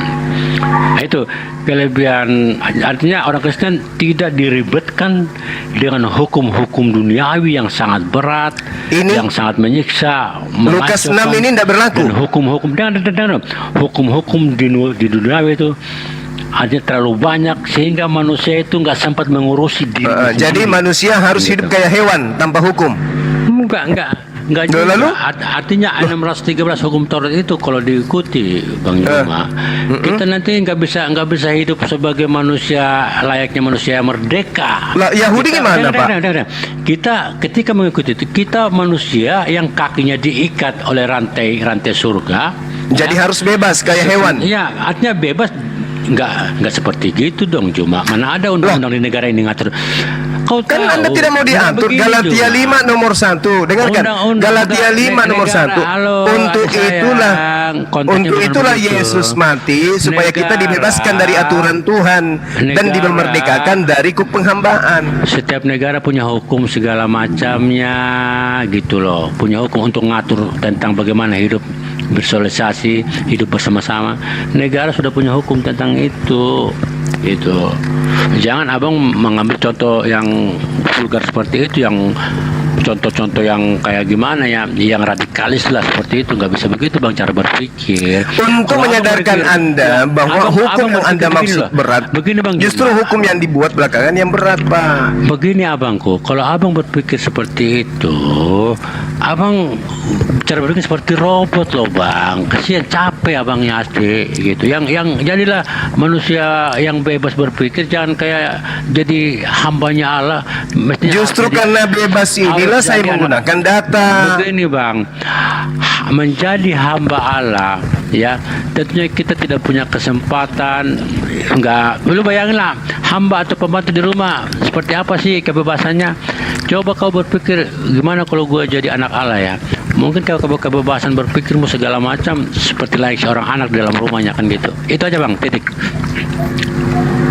Jadi saya ingin tahu terakhir dari saudara saya ini, yang mana yang berlaku sekarang? Perjanjian lama atau perjanjian baru yang berlaku? Kalau Bang Juma menanyakan yang mana yang berlaku sampai saat ini, keimanan tiap-tiap orang saya tidak pastikan. Itu masalah keimanan, kepercayaan, Bang. Kepercayaan itu artinya ada harapan, Bang. Iya, yang berlaku sekarang Harapan. perjanjian lama atau perjanjian baru? Saya kurang tahu persis dalam keimanan Kristen untuk saudara Abang saya. takut kehilangan biji sakar, makanya abang nggak tahu. Ada juga yang mempraktekkan di gereja, ada loh yang mempraktekkan kehidupan seperti perjanjian lama, ada Bang. Ada, saya nggak bisa pikir ada. Jadi Gitu Anda juga. dalam kebingungan berarti. Nggak Apakah perjanjian bingung. Gimana orang aku di dalam dengan keselamatan. matinya Yesus di atas tiang salib, Dia telah membatalkan hukum Taurat dan segala perintah yang ada di dalamnya. Begini, Bang Juma, ini mau Berarti nggak saya. berlaku lagi. Begini, Bang Nah Juma. sekarang berarti yang berlaku perjanjian baru, betul? Begini Bang, Abang, saya di dalam kendaraan keselamatan sudah lagi berjalan. Abang masih kejar-kejar kendaraan itu, mengharapkan supaya loncat dari kendaraan itu. Tidak Bang. Bukan. Kalau Iya. Anda merasa pada kendaraan yang benar, saya minta biji sakar Anda. Abang, saya udah naik di kendaraan. Abang belum naik, saya udah naik Bang. Makanya karena Anda sudah naik, tolong Terus abang aja. praktekkan Lukas 6:30 ini. Abang, waktu aku naik, abang bilang begini, Adrianus, jangan naik, itu bannya nggak ada, itu kendaraannya angin itu salah kendaraan. Ya. Saya teriak abang ke abang, saya katakan jangan naik bang, jangan naik, karena nanti itu biji sakar Anda akan diambil. Enggak lah, orang udah dapat tiket. Loh segala abang, ini macam. dalilnya ada, ini dalilnya ada. Ketimbang abang masih Buktinya kejar-kejar ketika kendaraan nanti itu. ketika ke surga Anda masih bawa biji sakar atau tidak? Enggak lah gitu. Nah itu dia makanya aku bilang. Itu udah jadi tanah Bang, tanah. Cacat nanti Ya. Anda di sana bangku, Ya. tidak ada biji sakar. Begini Ini Juma. dalilnya. Begini Aduh Juma. gimana nih? Ketika nanti rohku sudah masuk surga, ya, keinginan freedomnya saya untuk kembali ketemu seperti kamu dalam hidup manusia, aku bisa melakukan itu Pak, gitu. Bisa hadir di tengah-tengah kamu, gitu. Nunjukin saya sebagai manusia bisa, karena aku udah jadi roh kan. Ada sakarnya? Bisa ada, gue tunjukin, gitu. Oh, jadi di surga nanti kalian juga punya sakar? Enggak, itu di surga kan kehidupan rohani, artinya begitu. Kalau kau menginginkan aku turun ke dunia, Kalau hidup di rohani itu Pak, Anda punya kepala atau tidak? enggak, kau doakan saja. Enggak punya Begini, kepala? enggak. Oke Juma, supaya bisa membuktikan. Enggak, di ini. surga nanti Bapak Enggak, masih enggak, punya begini, kepala begini. atau tidak? Ini aku mau turun Juma, kau doakan Iya, saya. pertanyaan terakhir dari saya. Apakah di surga Anda masih punya kepala atau tidak? Kau doakan saya Juma begini. Kau doakan, berhubung aku udah tua, Oh iya, baik bang. Kau minta sama Allahmu supaya 2-3 hari ke depan aku mati. Jangan Kau minta, kayak gitu. enggak, aku mau Jangan. mau buktiin ke kau. Saya minta ke Ketika abang saya supaya menjadi manusia abang itu roh. mendapatkan Enggak. hidayah. Ketika saya itu menjadi roh, Saya doakan akan abangku dengan ini free will-nya, dengan Andrianus free will-nya saya sebagai supaya roh, menjadi manusia yang saya bisa akan mendapat datangi hidayah kamu, Bang Juma. sehingga dia menjadi pengikut Yesus yang benar, bukan pengikut Paulus Bang. tapi ngaku-ngaku pengikut Bang, Yesus. Bang, ada Armin. sesuatu nih Bang. Ya. Aku minta maaf kalau ada kata-kata yang salah semua, bukan untuk rekan-rekan yang di komunitas. Saya juga minta maaf ya Bang ya. Ini segala macam, kita nggak ada maksud apa-apa, cuman Iya, pengangguran betul. lah, Bijinya gitu tinggal kan. aja bang, bijinya tinggal Kerja. aja kalau turun, tinggal aja bijinya. Aku turun ya, ya yuk. Iya, baik Bang Andrianus. Dadah.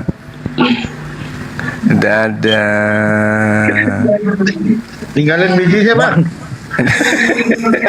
Kalau hidup seperti roh berarti nggak punya ini. Nggak punya kepala di sana, makanya saya heran.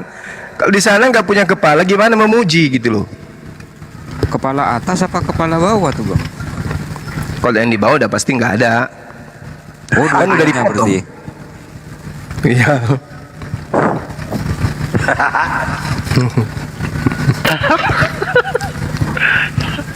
Berat itu, berat.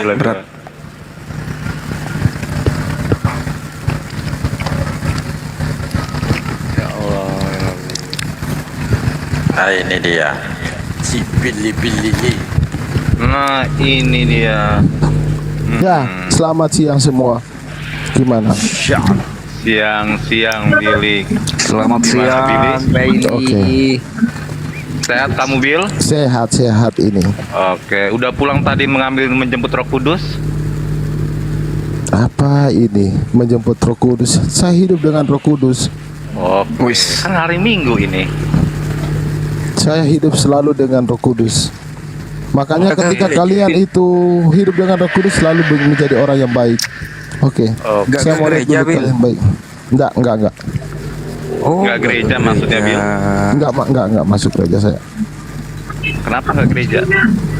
Iya, enggak masuk gereja.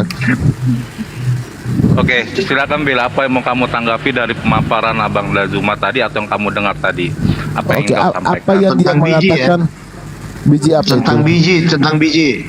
Biji apa? Coba apa yang bijinya? Karena kalian kan ini yang pertama salah paham dan selalu paham salah. Dalam membaca tidak benar dan selalu berpaham salah sampai kalian salah paham. Oke, bertanyalah kalian semua sama Ahlul Kitab. Rasul Bahlul kitab, betul. Ahli kitab itu yang disebut ahli kitab yang bisa bahasa Ibrani, itu baru ahli kitab. Oh, bahasa Ibrani aja nggak bisa, baca kitab Ibrani nggak bisa, itu bahlul kitab namanya. Bedakan begitu, dong. begitu. Iya. Nah sekarang Jadi begini, bro. tadi ada permasalahan di sini. Kenapa orang Kristen mengatakan hukum Taurat itu tidak berlaku lagi bagi Kristen, sedangkan hukum Taurat itu untuk Bani Israel? Memangnya orang Kristen ini Bani Israel? Kan bukan. Terus kenapa kalian mengatakan hukum Taurat itu tidak berlaku lagi bagi kami? Lah, emang sejak kapan hukum Taurat berlaku bagi orang Romawi? Sejak kapan? Kalau untuk Romawi saja hukum Taurat itu tidak berlaku, apalagi kalian Kristen mula-mula itu Romawi. Romawi saja tidak berlaku hukum Taurat untuk mereka, apalagi kalian yang hidup 2000 tahun setelahnya. Gitu loh. Terus kenapa Yesus membatalkan hukum Taurat untuk kalian? Harusnya hukum Taurat itu kalau memang dibatalkan untuk Yahudi. Tapi faktanya Bani Israel hari ini masih jalankan Taurat. Ya ente sibuk sendiri, bukan ahli Taurat, bukan Bani Israel, bukan orang Yahudi, bukan ahli kitab. Kalian sibuk sendiri bikin agama, bikin aturan sendiri, hanya mengambil kitabnya orang dalam rupa terjemahan. Lantas anda pandai-pandaian, ini digenapi, ini penggenapan, ini buatan. Ente siapa? Ente siapa? Hukum Taurat itu hanya untuk Bani Israel. Terus hubungannya dengan Kristen apa hukum Taurat itu? Nggak ada. Kalian hanya dianggap sebagai Abu Dasara. Orang-orang non-Yahudi yang percaya kepada Yesus aja, yang sesama dengan Yesus, hanya dianggap sebagai guguk, budak pemakan sampah. Apalagi ente.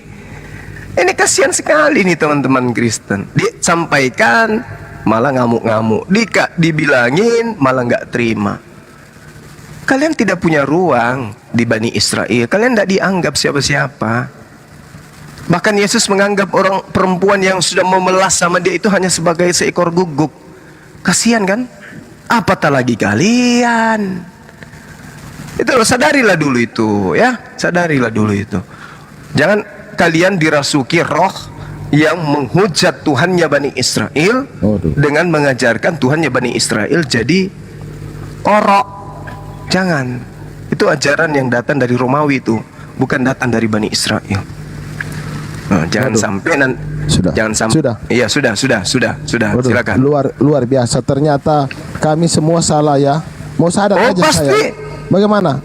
Bisa salah. langsung disadat. Pasti salah. Sahadat itu hanya sahadat itu orang yang berakal. Loh, kan kamu kan sudah mengatakan kesalahan kami. Artinya sudah nggak membela. Anda mengakui enggak bahwa Kristen menyembah manusia dan itu salah? Sabar. Ya, kita ke Taurat saja dulu. Oke? Anda akui tidak? Enggak, tunggu dulu. Kita ke Taurat dulu, oke? Kamu kan tahu siapa silakan. saya, oke? Tolong kamu bawa bolpen, oke? Bawa bolpen sama kertas. Karena begini saudaraku ya. Kalian nggak tahu apa arti Taurat.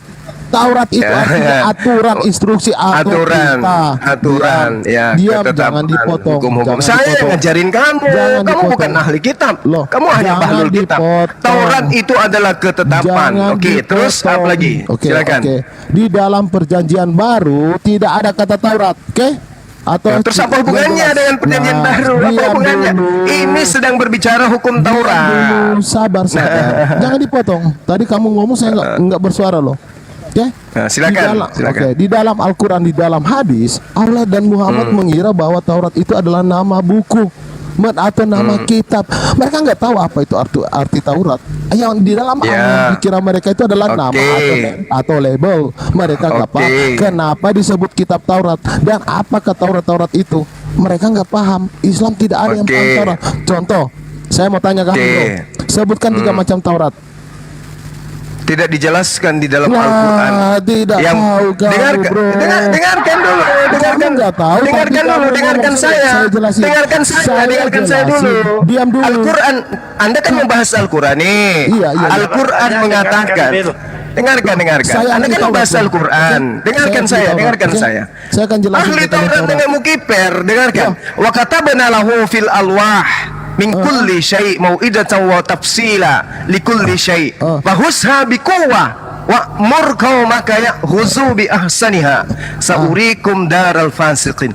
Ini Al-Qur'an menjelaskan bahwa Tuhan pencipta langit dan bumi memberikan pelajaran berupa penjelasan terhadap segala hal kepada Nabi Musa alaihissalam.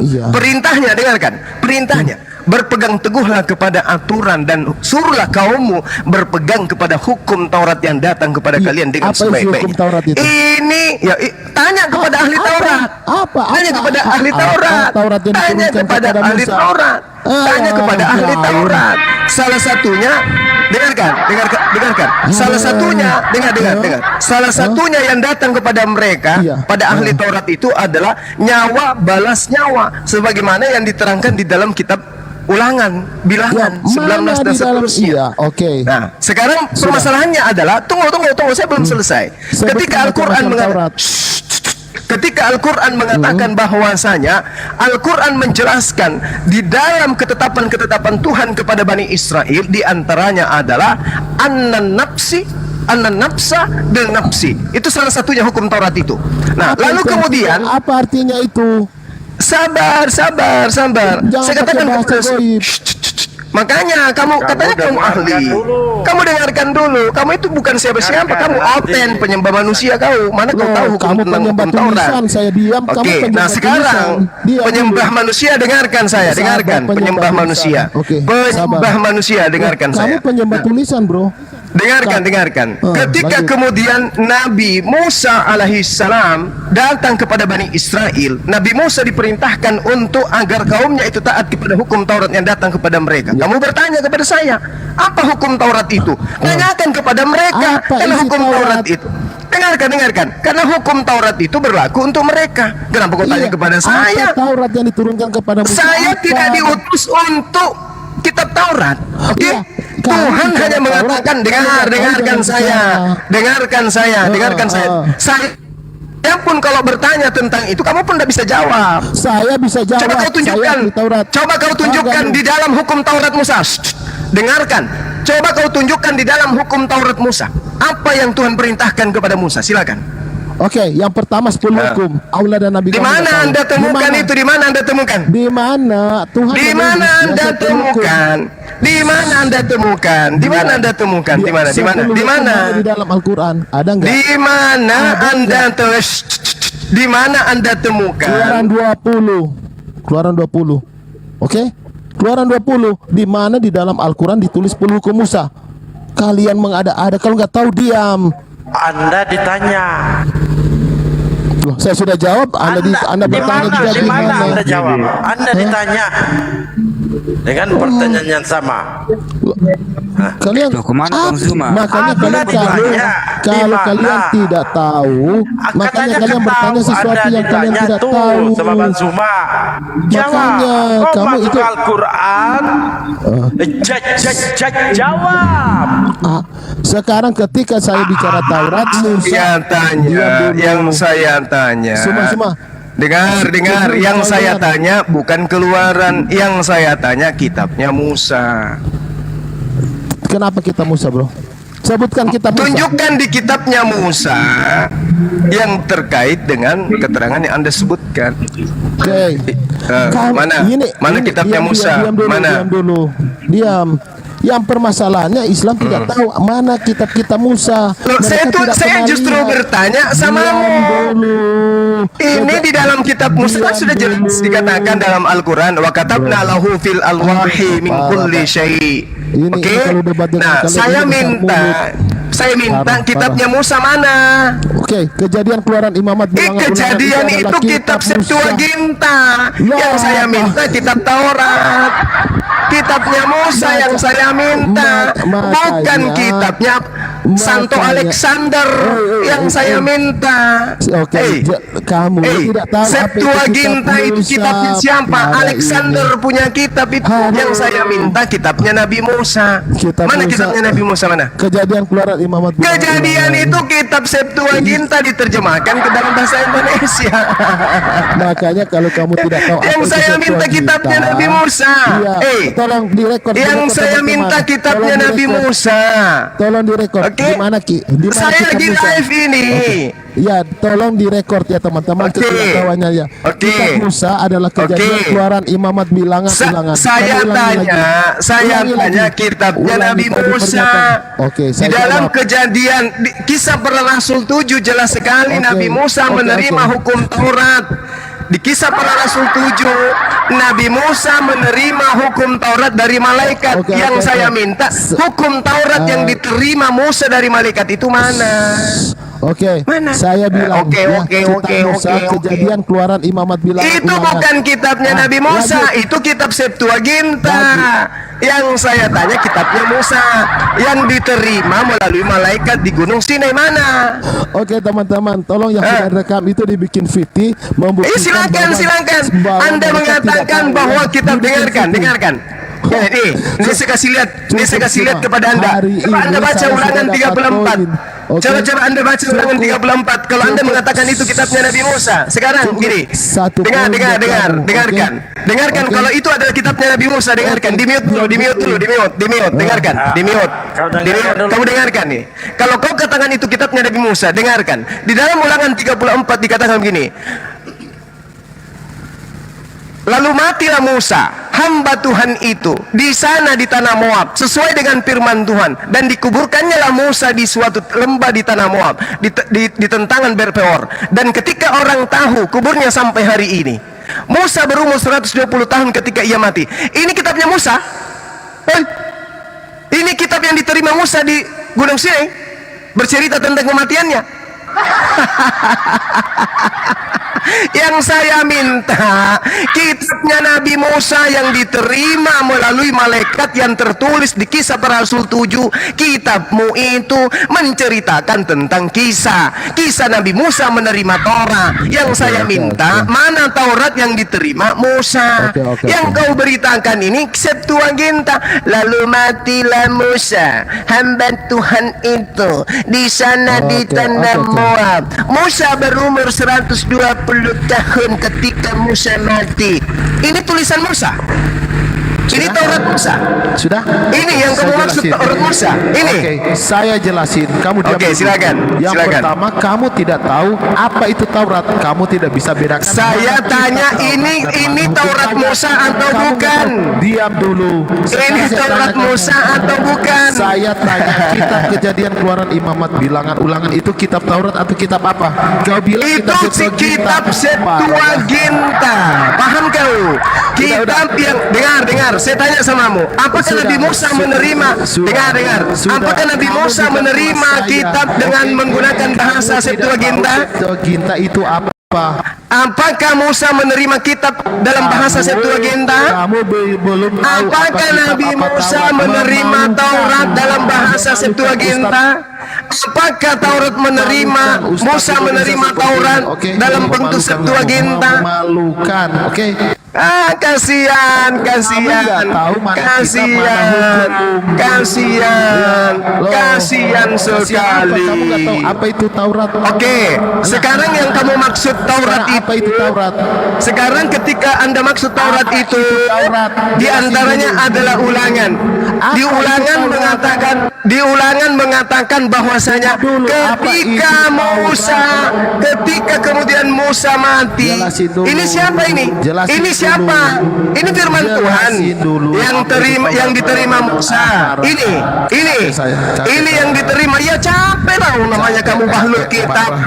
Septuaginta itu adalah kitab yang dituliskan dalam bahasa Greek, bahasa Septuaginta di abad 3 sebelum Masehi. Billy,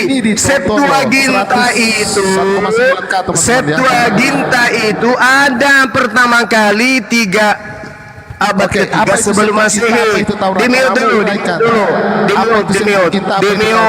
Dimiut. Septuaginta itu ada pada abad ketiga sebelum Masehi. Sedangkan Musa menerima Taurat itu 1400 sebelum Masehi. Berarti Tauratnya Nabi Musa dengan Septuaginta itu berbeda, kucuk. Saya jelasin ke kamu.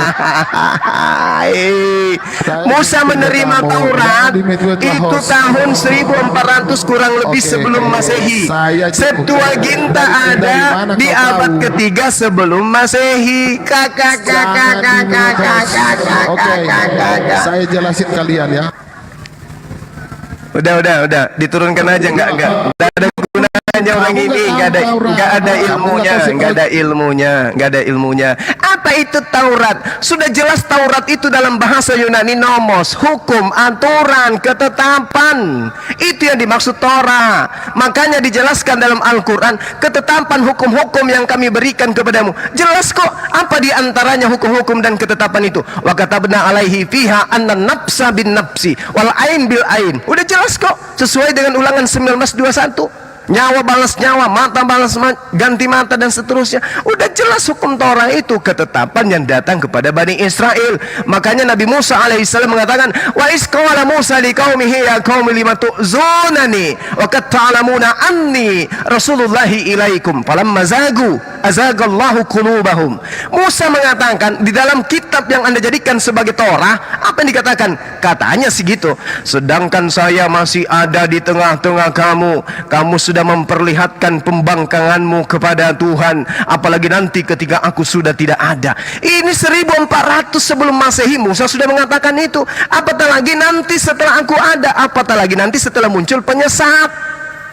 Anda kemudian mengatakan Taurat adalah perjanjian lama. Nenekmu kiper. Ini Nabi Musa mengatakan, wahai kaumku, mengapa kamu menyakiti aku? Ini Nabi Musa. Ya qaumi lima tu'zunani. Aduh kodong, kasihan, kenapa kau sakiti saya? Itu kata Nabi Musa. Aku telah menyelamatkan kamu dari perbudakan Mesir. Aku sudah menyelamatkan kamu dari penindasan Fir'aun.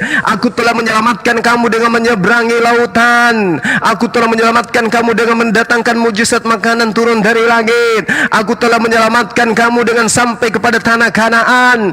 Tetapi mengapa lima tu'zunani? Mengapa kau menyakiti aku, wahai kaumku? Wa ta'lamuna anni, padahal engkau tahu aku ini adalah utusan Rasulullah ilaikum untuk kalian. Kenapa kau menyakiti aku? Habis itu muncul oten. Ini loh kitabnya Musa. Yang mana, Dek? Yang itu loh. Ketika Musa mati, hamba Tuhan itu di sana di tanah Moab, sesuai dengan firman Tuhan, dikuburlah Musa di sana. Ini yang disebut Taurat yang diterima oleh Musa. Ini bukan. Makanya Al-Quran mengatakan, ya ahlal kitab lima talbisunal haqqa bil batil wa taktumul haqqa wa antum ta'lamun. Al-Quran mengatakan juga demikian dalam surah Al-An'am ayat 91, wahai Bani Israel, mengapa engkau mencampur adukkan hukum Taurat itu setelah datang kepadamu Torah? Kamu menjadikan dia Taurat itu sebagai lembaran-lembaran yang kemudian bercerai-berai. Wa ma qadarullah haqqa qadri isqalu ma anzalallahu ala basharin min syai' kul man anzalal kitaba alladhi jaa bihi Musa nuran wa hudan lin-nasi taj'alunaha qaratisa tubdunaha wa tuhfuna katsira. Kamu membuat kemudian hukum Taurat itu menjadi lembaran-lembaran yang bercerai-berai. Lantas Anda muncul, ini loh Tauratnya Nabi Musa yang diterjemahkan oleh instruksi Alexandria pertama kali di abad 3 sebelum Masehi. Parah kalian ini, parah. Belajar. Sudah kamu Juma. Sudah paman. Oke, saya minta kau diam dulu. Juma, kau ngomong terus dari tadi itu mabuk kamu. Mabuk agama kamu. Itu. Kamu kalau mau berdebat, kamu juga harus pasang telingamu untuk gantian dengan orang lain gitu. Yang kalau lawan saya Bahlul, cuma nasihati kamu itu aja. kalau lawan saya Bahlul, Kalau saya harus dengar. Kalau kamu selalu cerot, itu menunjukkan kebodohanmu sebenarnya. Artinya kamu tidak mau menerima dan mengakui kelebihan orang lain yang Yaudah, lebih tahu dari catatan kamu. kaki, kamu bantah aja apa Itu aja sih. Saya cuman kasih tahu itu aja. Sayang saja seolah-olah kamu itu cerdas padahal kosong. Gitu. Iya, seperti itu cuma. Ya mau kamu bantah apa catatan kaki? Aku itu cuman mau nasihati itu aja. Kalau kamu benar-benar hebat, kalau kamu benar-benar memang tahu segalanya, kamu harus bisa mau mendengar juga orang lain. Itu baru hebat kawan. Tapi kalau kamu mau diskusi, ayo sama Guru Nazim, ayo. Kalian kalau mau bernarasi, Bung, catatan lentek. Kamu baru bernarasi, baru 2 kata 3 kata saya sudah tahu apa yang Anda ingin katakan. Ngapain saya terus berlanjut mendengar? Seperti kamu mabok jadinya. Enggak apa-apa. Biarkan orang yang menilai. Itu. Iya, sekarang saya menilai Anda. Makanya saya yang menilai Anda. Gitu. Kalau memang kamu cerdas, pintar dan tahu segalanya, biarkan argumen itu saling dengar dulu gitu. Kau jangan menutupi dengan omonganmu seolah-olah kamu aja yang tahu. Ini nasihat aja. Iya, yang kamu bantah itu apa? Catatan sengklek. Supaya kita cerdas gitu loh. Dari tadi kamu kemana ceritanya? Oh, saya dengar kok tadi. Tapi memang iya, yang mau kamu bantah pamparannya itu apa? Strategi ini memang seperti ini. Kalau sudah ada yang debat dia langsung catatan dengarkan. Ini cuma masukan aja, sekaligus nasihat aja kepada kamu dengarkan. Bukan, emang kamu apa? Jadi kalau memang misalnya hebat untuk apa? berdebat, Nggak bisa kau ngomong apa kau? Kamu apa? Kamu mendengarkan. Di sini yang dibahas tentang hukum Taurat, ya. Kalau mau Kitab diskusi, Musa. saya siapkan Musa. timer, ada mulai nggak apa-apa. Tunggu. Kalau mau diskusi, saya siapkan timer. Ada saya. Kalau mau diskusi, ayo gitu loh, timer aja, jangan cuma ngocus kau. Nih. Mau dengar timer apa sama kau ini? Siap. Ayo catatan. Silakan. Tuh. Cacat kaki, silakan. Mau diskusi pakai timer, mau? Saya cuman mengingatkan Juma aja. Udah mau ingatkan memberikan masukan dan nasihat. Mau ingatkan apa? Kalau mau diskusi, ayo timer pakai itu. Jadi kalau mau diskusi, enggak. Kalau mau tidak, kalau mau debat yang cerdas, mau diskusi mau diskusi apa tidak? Mau saling mendengarkan. Mau diskusi apa tidak? Jawab ya atau tidak gitu loh. Kalau tidak ya turun. Ngapain? Kalau kamu merocos nutupi orang lagi ngapain mau dengar kamu tidak lebih dari seorang diskusi atau tidak? Jawab gitu aja. Ya atau tidak. Kalau ya pakai timer. Gimana? Mau dia diskusi. Enggak, Bang. Waalaikumsalam teman-teman. Saya nggak mungkin mau mendengarkan sampai tuntas hal yang saya sudah tahu endingnya. Ngapain? Ngapain? Kecuali orang yang baru mau belajar, mendengarkan orang menjelaskan. Saya nggak perlu, karena saya sudah tahu, saya sudah paham apa yang Anda ingin sampaikan.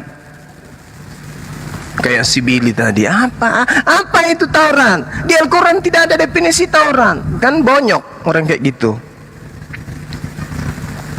Giliran ditanya, apa arti A? Akulah A, akulah O, apa arti A? Bingung. Akulah Alpha dan Omega. Apa arti A? Alpha. Alpha itu artinya apa? Bingung. Alpamar. Pelangak pelongok gitu kan. Berarti rungkatnya 11 abad ya. Gimana? Cuma 11 abad ya rungkat ya. Gimana Bang? Kan 11 abad rungkatnya itu. Dari 1400 tahun sebelum Masehi. Iya. Lalu kemudian 300 sebelum Masehi. Berarti 1100 tahun rungkat dong. Oh iya, nggak ada. Dia pakai oral atau apa, kita nggak jelas. Dari Musa oralnya kemana? Yang menghafal siapa? Makanya ketika ada Esra yang konon sejarah menurut internal Yahudi menghafalkan Taurat yang sudah kehilangan arah, dianggaplah Esra ini sebagai anak Tuhan oleh sekte Parisi dan orang-orang Saduki. Inilah yang disebut di dalam Al-Quran dengan Uzair.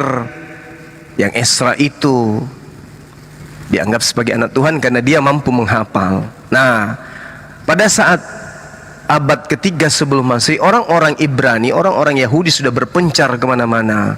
Mereka kehilangan arah tentang kitab Taurat mereka.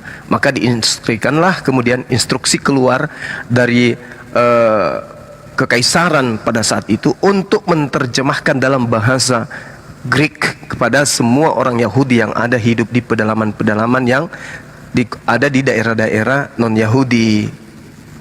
Seperti itu. Nah sekarang pertanyaannya, tua mana kitabnya orang Yahudi hari ini yang berbahasa Ibrani dengan Septuaginta? Tua mana? Septuaginta ada abad 3 sebelum Masehi. Kitabnya sahabat Yahudi hari ini, Masorek, itu kapan? Lebih tua mana? Jangan sampai kitabnya praktisi Torah hari ini justru mengambil di Septuaginta menerjemahkan ke dalam bahasa Ibrani. Mana tahu?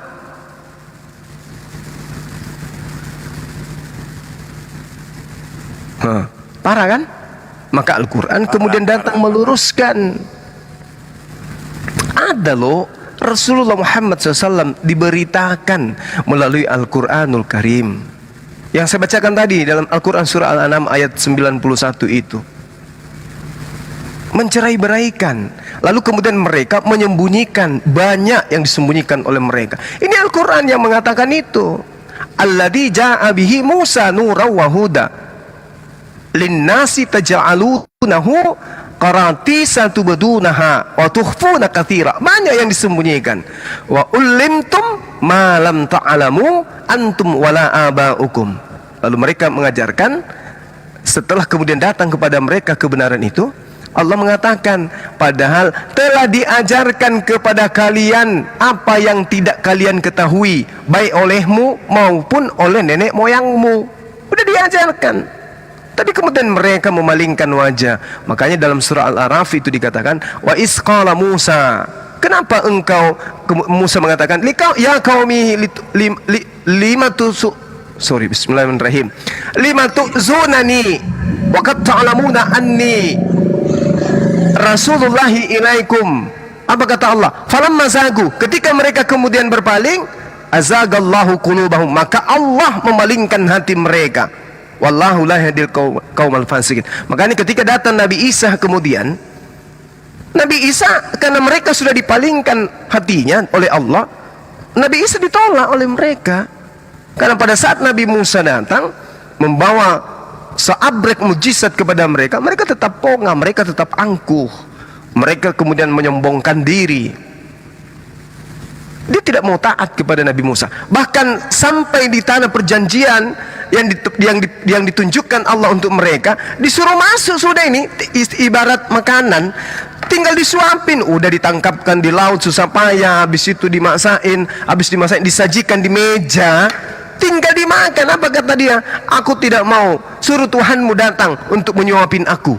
Coba, sudah dikasih tanah perjanjian itu, tinggal masuk. Apa katanya? Aku belum mau masuk, kami nggak mau masuk, wahai Musa. suruhlah Tuhanmu datang berdua dengan kamu, masuk ke dalam, usir orang-orang yang ada di situ. Setelah kamu dan Tuhanmu telah mengusir mereka, barulah aku mau masuk. Bayangkan, saking sombongnya itu. Makanya mereka dikenal sebagai bangsa tegar tengkuk. Tiba-tiba muncul Oten, ngaku-ngaku Yahudi rohani. La haula wala quwata illa billah. Allah sudah mengatakan itu, falamma zagu azagallahu qulubahum. Mereka berpaling, maka Allah memalingkan hati mereka. Kayak gitulah aturannya. Oke teman-teman sekalian, mana tahu ada yang mau menyumbangkan biji zagar. Dinda Sidik sudah ada di sini sebagai pengumpul. Nanti kita salurkan ke Tokyo untuk sebagai makan sop hangat pedas. Sop sakar manusia. Rambo, itu si catatan kaki minta naik lagi katanya, mau diskusi katanya. Coba naikin, Os. Oke. Mana dia catatan kaki? Kalau kamu hanya ini ya, tak patahkan kaki. Pakai timer, aku dia sediakan timer nih. Mana dia? Ayo kirim permintaan. Bukan ngerocos. Ngapain dengar kau? Kalau dengar ya mungkin boleh, tapi percaya jangan. Kayak syirik gitu.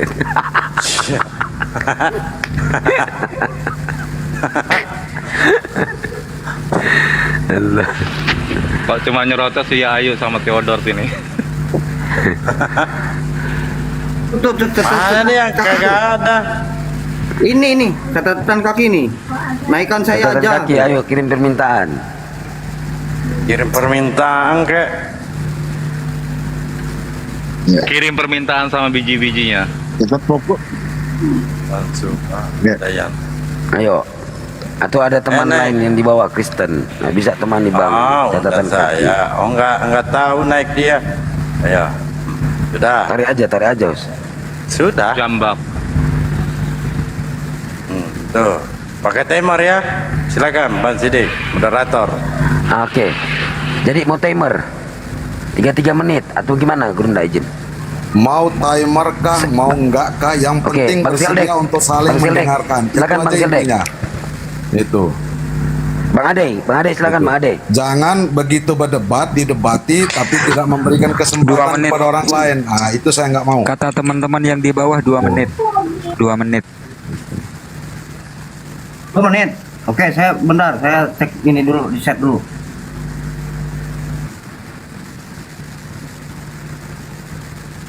Ini Bang Sidik lanjut ke masalah biji. Tunggu ada timer sama Gurunda. Oh iya. Kita aja lanjut sebagai pemanasan, ini saya ngeset dulu.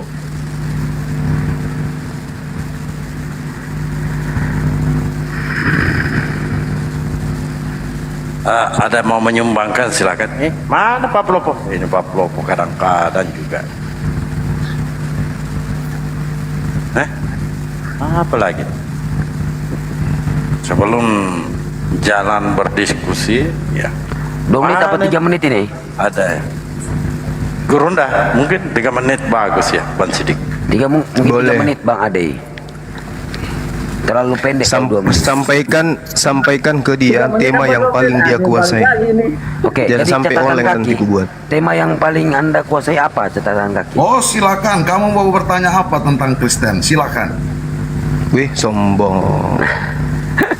Loh, saya kan orang Kristen kan, Katolik saya. Itu kamu kan. Oke. Sekarang kan kamu sering bertanya-tanya tentang Kristen. Silakan aja. Mau apa? Oke. Sebelum lanjut, jangan jawab pakai congor. Pakai data ya. Temanya diserahkan ke Gurunda. Temanya apa kira-kira Gurunda? Enggak usah, nanti dengarkan aja pertanyaan saya nanti meluncur. Oleng langsung. Bang Ade gimana timer? Supaya nggak terlalu atau Bang Palopo? Ya nih. Nah, 3 menit aja Bang Ade. 3 menit. Aduh, Ya. dirubah lagi nih, di set lagi. Ya terlalu pendek kalau 2 menit. Karena mengedukasi di atas yang di bawah ini. Karena pemaparan Gurunda sangat apa ya kami butuhkan gitu loh. Karena edukasi yang sangat bagus gitu loh. sebetulnya. Soalnya ini nggak main-mainin, ini masalah biji nih, hidup dan mati.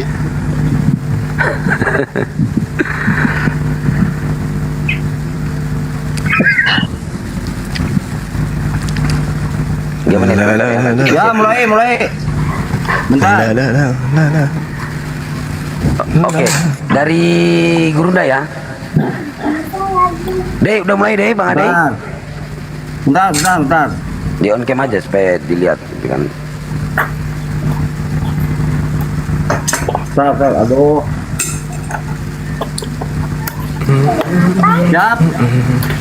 Siap, mulai. Oke. Oke, waktu dan tempat kami persilakan, Gurunda Suma, silakan. Oke. Iya. Masih terkait dengan masalah yang tadi ya. Bismillahirrahmanirrahim. Al-Quran menjelaskan seruan Allah kepada Nabi Musa alaihissalam untuk kemudian umatnya, kaumnya meneguhkan hukum-hukum Tuhan yang datang kepada Bani Israel. Itu perintah. Sehingga ketika perintah ini datang pada Bani Israel, mereka yang melanggar hukum Taurat akan dihukum oleh Tuhan.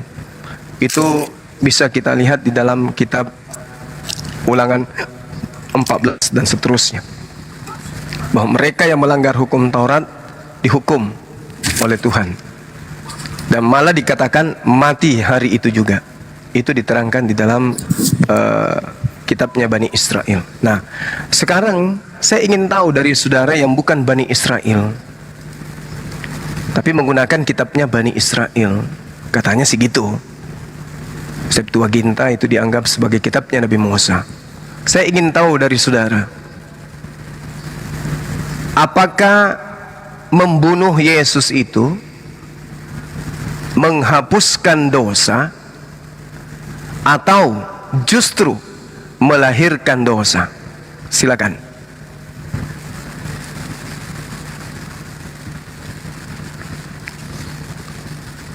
Ini masih ada 1 menit 25 detik, Gurunda. Gimana?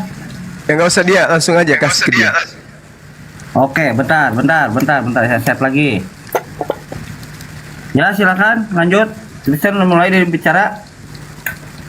Saya singkat aja jawabnya. Membunuh Yesus itu tidak ada satupun kitab yang membenarkan. Selesai. Oke. Kalau tidak dibenarkan, kenapa kemudian dijadikan sebagai standar keselamatan di dalam Kristen? Kitabnya Kristen. Kitabnya Kristen mengatakan di dalam Roma 14:9, dengan matinya Yesus, Tuhan mengangkat, melantik, menjadikan Yesus itu sebagai Tuhan untuk Kristen. Berarti kematian Yesus itu adalah kebenaran menurut Roma, suratnya Paulus. Betul? Saya jawab. Silakan. Gak usah pakai timer. Kematian Yesus itu benar. Nggak usah. Ya nggak apa-apa. Nggak usah. Kematian Yesus itu benar seperti yang Anda katakan. Tetapi perbuatan membunuh Yesus itu tidak ada yang membenarkan. Lah, kalau tidak dibenarkan, terus kenapa dijadikan kematian Yesus itu sebagai penebus dosa? Kematian Yesus itu benar adanya peristiwa itu. Tetapi perilaku atau perbuatan membunuh Yesus itu tidak pernah dibenarkan oleh kitab apapun. Berarti kematian Yesus itu bukan penebusan dosa. Kematian Yesus itu adalah penebusan dosa. Berarti dibenarkan. Loh, benar kematian Yesus. Tetapi perbuatan untuk membunuh Yesus itu tidak pernah dibenarkan. Lalu bagaimana caranya menebus dosa tanpa pembunuhan terhadap Yesus? Lah, kalau kau tanya tentang itu, tanyalah kepada mereka yang membunuh Yesus, apa latar belakang mereka. Ada firman Tuhan, jangan kau membunuh Yesus. Betul, bukan kamu. Terus kalau membunuh Yesus? Itu kan jangan membunuh Yesus kan. Tapi jangan membunuh Yesus. Kalau membunuh Yesus apa akibatnya?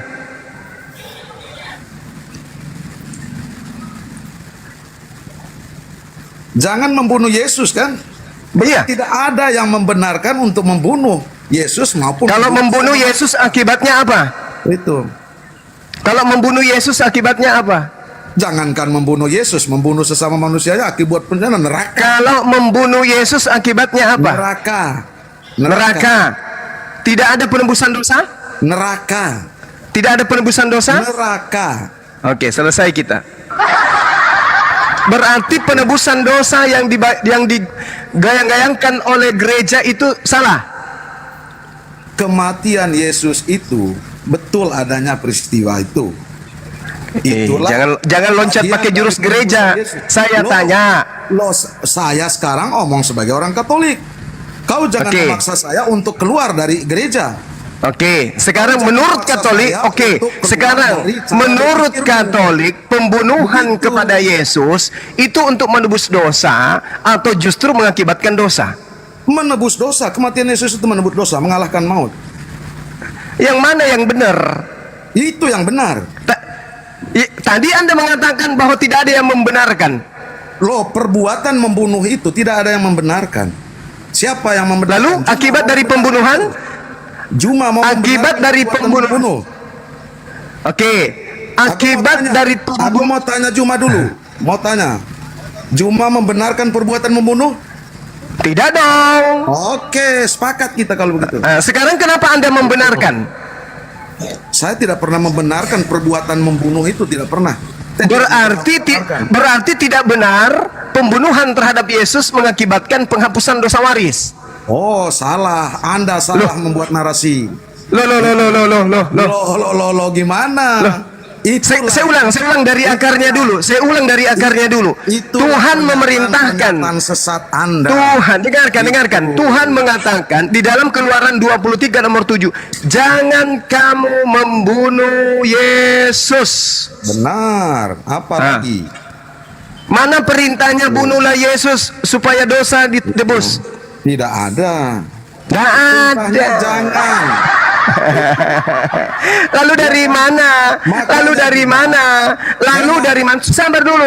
Katanya Anda tidak mau saling menimpali. Lalu dari mana Kristen Katolik dan Kristen lainnya mengajarkan bahwa kematian Yesus adalah menebus dosa waris? Oke, sudah selesai kamu, sudah. Ya. Sudah. Bingung ya? Enggak, kamu sudah belum? Bingung ya? Enggak, kamu sudah belum? Dari mana konsep dosa waris? Ya, ini kesempatan Anda untuk mutar otak. Saya bicara, putar aja dulu otak Anda. Dengarkan. Perintah Tuhannya, jangan engkau membunuh Yesus. Membunuh Yesus akibatnya dosa. Oke? Betul? Ya sudah belum kamu, terus silakan. Anda tadi mengatakan tidak ada yang membenarkan itu. Oke. Kamu sudah selesai. Sekarang dari mana Kristen mendapatkan ilmu kematian Yesus untuk nebus dosa? Silakan. Oke ya, kau cukup. Sekarang saya mengatakan, sudah jelas jangan membunuh ya, atau jangan membunuh Yesus gitu. Maka tidak ada satupun yang membenarkan perbuatan itu. Dan perbuatan membunuh itu tidak ada pun dalam Kristiani itu mengatakan itu adalah penebusan dosa. Tapi bahwa kematian Yesus itu adalah penebusan dosa, bagian dari karya keselamatan Kristus untuk menebus umat manusia dan mengalahkan maut. Itu cuma supaya paham gitu loh. Jangan mencampur adukkan. Itu yang kamu harus paham. Apa ini? Apa jawaban Anda apa? Karena kau nggak paham. Dari mana ilmunya pembunuhan yang terjadi terhadap Yesus adalah tebusan untuk dosa kalian? Dari mana ilmunya? Tidak ada pembunuhan berarti untuk menebus dosa itu nggak ada. Si kamu. Terus kematian Yesus itu menghasilkan dosa atau menghapuskan dosa? Kematian Yesus ya itu menebus dosa, betul Juma. Di mana ilmunya? Di dalam kitabnya orang Yahudi membunuh manusia itu menghapuskan dosa. Di mana ilmunya? Tidak ada. Maka muncul pertanyaan, dari mana gereja mendapatkan ilmu pembunuhan kepada Yesus nebus dosa? Dari mana ilmunya? Ada pembunuhan. Tidak ada. Tidak ada. Narasi yang perlu kamu tidak perbaiki, ada. Tidak ada. Terus apa Dengar lagi? dulu, saya dulu dong. Ini yang mau berhadapan dengan saya yang ilmu secetek kayak gini. Saya dulu dong. Kalau dengan kamu itu, aduh, cuma asal kau bisa kendali aja itu nggak ada apa-apanya kamu. Gitu. Iya. Tidak ada dalam kekristianan itu mengatakan pembunuhan terhadap Yesus itu menebus dosa, itu tidak ada. Itu hanya narasimu yang sesat. Itu.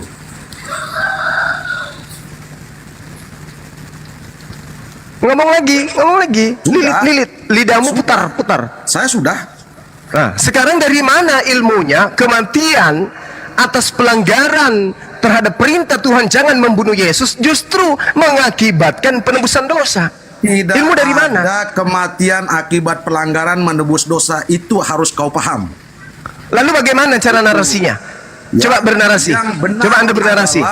Yang benar adalah kematian Yesus itu menebus dosa, mengalahkan maut. Itu tidak ada karena perbuatan membunuh, karena pelanggaran membunuh itu yang menebus dosa. Itu yang saya perlu koreksi dari kamu. Sekarang bagaimana caranya Yesus mati di atas tiang salib?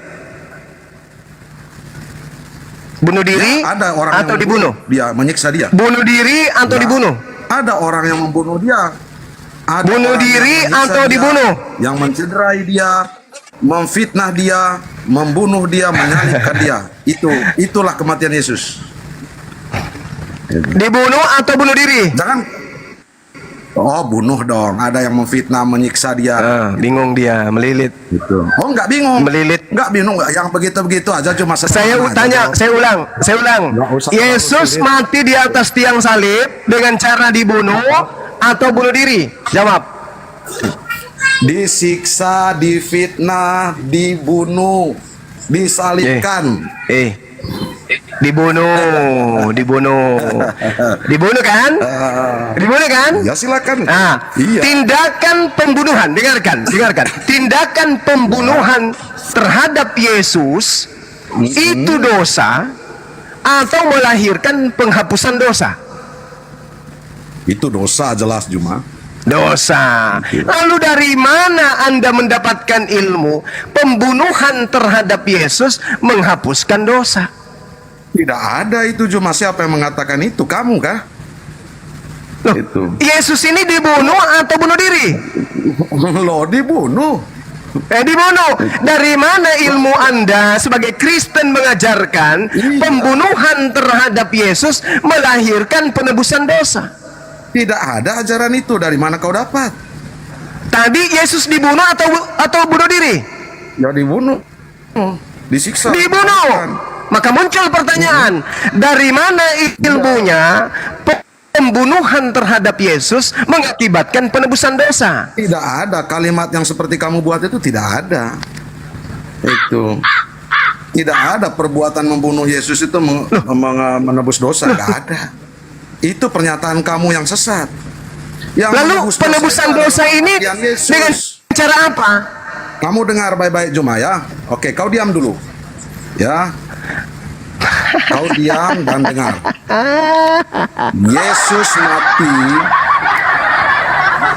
Yesus mati itu dengan cara atau jalan melalui pertama penghakiman. Ya. Setelah penghakiman, dia disiksa sampai disalibkan di Golgota, dia mati. Gitu.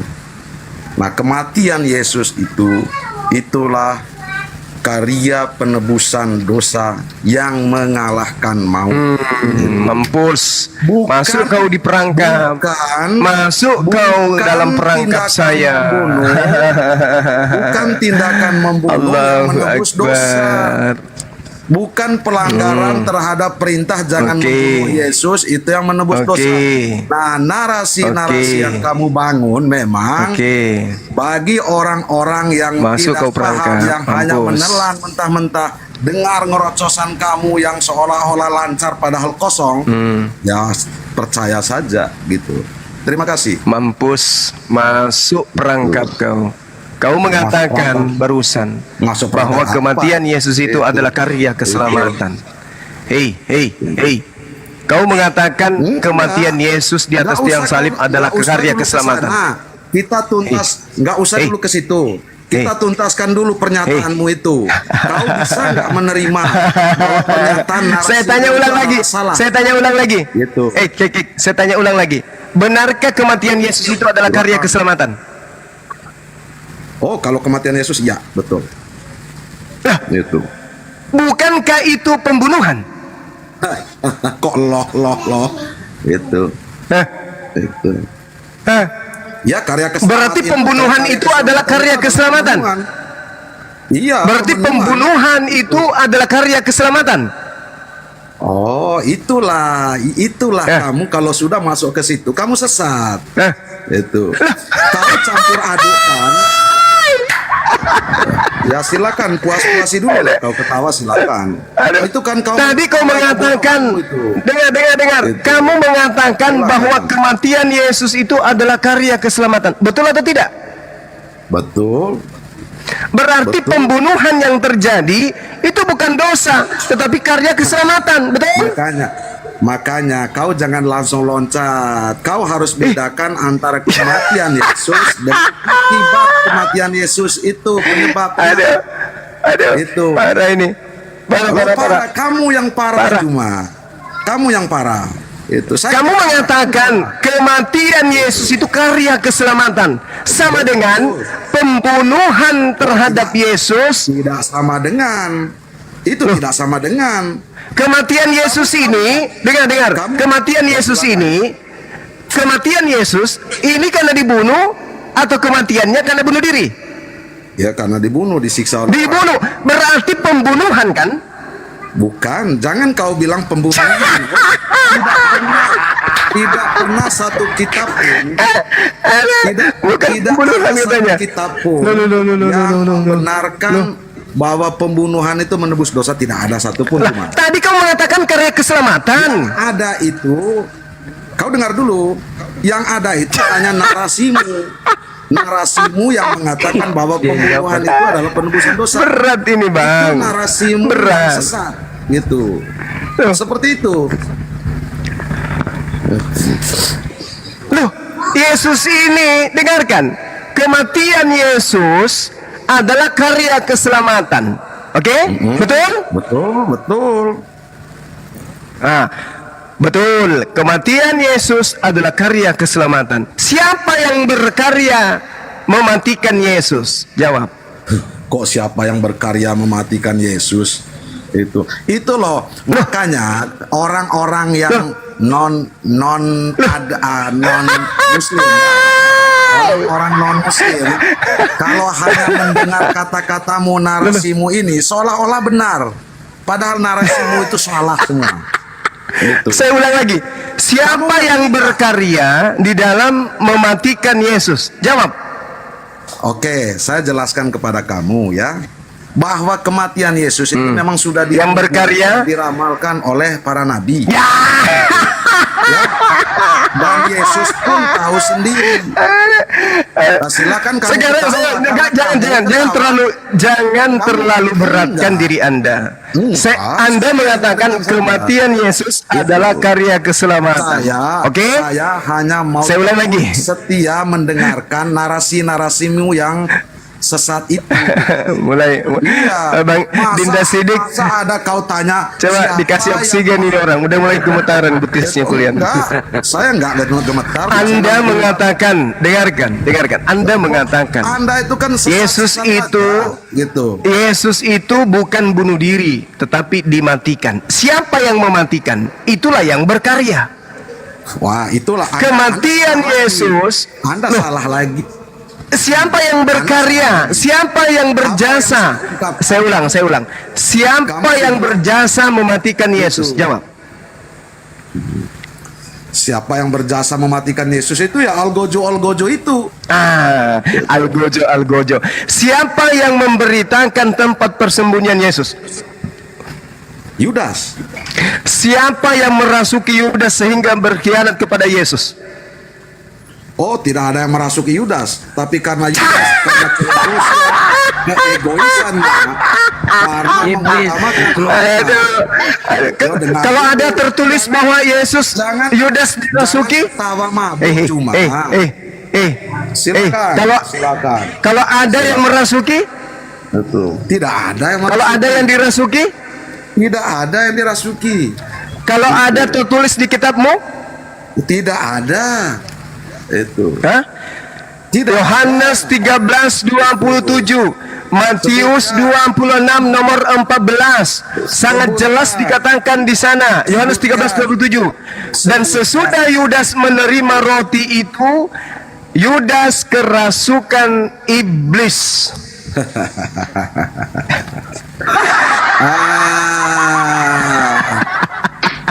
Kamu tahu nggak? Dengar saya ya. Saya ulang, siapa yang berkarya mematikan Yesus? Ya, Algojo itu. Algojo itu mendapatkan tempat persembunyian Yesus dibocorkan oleh siapa? Ada gaibnya Yudas. Yudas tega mengkhianat kepada gurunya karena kemasukan apa? Sudah dinubuatkan bahwa Loh, kenapa kamu ketawa? Kamu menertawa. Saya ulang. Yudas dirasuki oleh apa? Malaikat atau iblis? Tidak ada yang merasuki Yudas. Enggak. Yohanes 13:27. Tidak ada. Saya bacakan. Dan sesudah Yudas menerima roti itu, ia kerasukan iblis. Di dalam bahasa Yunani-nya disebut eiser komai. Eiser komai itu kemasukan. Kemasukan apa? Kita lihat, kemasukan Satanas. Jadi Yudas kemasukan Satanas. Kau jangan sampai di situ aja. Bahkan dengar. Bahkan kalau Anda lihat di dalam Yohanes 6 nomor 70, saya bacakan kepada Anda supaya Anda paham. Yohanes 6 nomor 70. Bukankah aku yang telah memilih kamu yang 12 muridku ini? Akan tetapi salah satu di antaramu adalah iblis. Siapa yang dimaksud iblis oleh Yesus? Yudas. Yudas. Mantap sekali. Yudas adalah iblis. Siapa yang membocorkan? Siapa yang mengkhianati Yesus? Siapa yang mengkhianati Yesus? Yudas. Siapa? Di sini jelas dikatakan kerasukan. Siapa? Yudas. Siapa yang membocorkan ke Algojo Romawi? Siapa yang membocorkan ke Romawi? Yudas. Siapa karya? Saya ulang lagi, kesimpulannya, dengan adanya data-data tersebut yang begitu akurat, Yesus mengatakan Yudas adalah iblis, iblis merasuki Yudas, Yudas melaporkan ke Romawi, Romawi menangkap Yesus, Yesus dibunuh. Dengan demikian, siapa yang paling berkarya di dalam mematikan Yesus? Jawab dengan jujur. Oke, kau diam sudah ya. Kau diam sekarang, giliran saya. Bisa. Siapa yang paling berjasa di dalam mematikan Yesus di atas tiang salib? Jawab dengan jujur. Oke, kau diam sudah. Bersedia ya, diam ya. Di-mute-kan dulu ini host, coba. Supaya kita ini adil. Mute-kan dia dulu. Mute-kan Juma dulu, bisa nggak? Kalau nggak di-mute-kan saya belum jawab. Mute-kan Juma dulu. Udah jawab aja. Itu kan langsung ya. aja bang, jangan banyak alasan bang. Banyak alasan. Langsung jawab langsung narasi aja. Ya kamu tadi mau tiktokan gini ganti-gantian jawab aja. Mute-kan dulu dia. Loh, betul. emang kamu mau ngapain? Betul. Mute supaya nanti saya menjelaskan dia langsung jangan potong dan potong gitu loh. Karena karakternya dia itu kan begitu. Nah udah, timer kan ya udah Mute-kan lanjut. dulu. Udah lanjut. Oke, berarti kamu bersama Juma ya. Oke, siap. Nah, kau dengar sudah sekarang Juma ya. Dalam peristiwa ketika Yesus sebelum masuk ke Taman Getsemani, Yesus itu mengumpulkan para muridnya. Gitu. Dia mengumpulkan di situ, dia mengadakan perjamuan, dan disitulah Tuhan Yesus mengatakan bahwa di antara kamu tidak ada yang bersih. Bingung semua para murid itu. Apa maksud ini? Dia bilang, Yesus bilang bahwa di antara kamu ada yang mengkhianati saya. Itu. Tidak. Bingung semua para murid siapa dan siapa. Ternyata yang dimaksudkan Yesus itu adalah Yudas Iskariot itu. Dialah yang menunjukkan kenapa Yudas waktu itu melakukan hal itu. berkhianat kepada Yesus. Karena apa? Nafsu kemanusiaannya itu, karena mau dia dibayar oleh tentara-tentara Romawi. Itu. Sehingga dia menunjukkan tempat Yesus bukan bersembunyi, tetapi Yesus itu mengasingkan diri dia untuk berdoa. Gitu. Disitulah peristiwanya Juma, gitu. Bukan soal kerasukan. Kalau soal kerasukan itu kau baca lengkap itu tentang kerasukan itu. Jangan hanya titik sampai di habis makan roti kerasukan, gitu. Yesus mengatakan bahwa iblis, ya betul Sudah. Asumsinya sudah.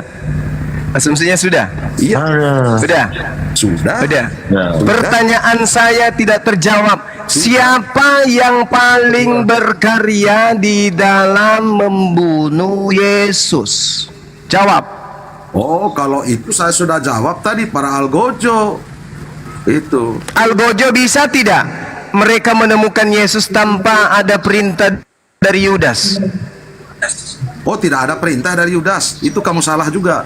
Yudas itu hanya menunjukkan Yesus. Ini loh Yesus. Yang aku cium, yang aku cium itulah Yesus. Itulah Yesus. Yang aku cium itulah Yesus. Itulah Yesus. Iya. Oke. Dia hanya memberitahu. Oke. Itu. Kenapa Yesus menyebut Yudas sebagai iblis? Nah, itu tadi dia memberitahu para tentara Romawi dan para algojo. Oke.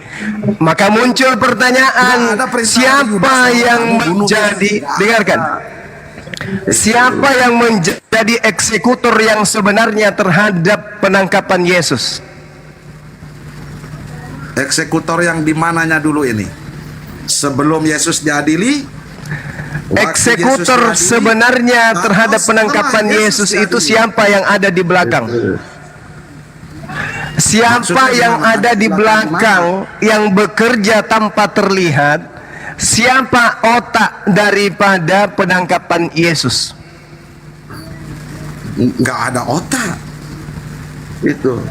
Bahwa kejadian yang merasuki Yudas siapa? Tentara Romawi.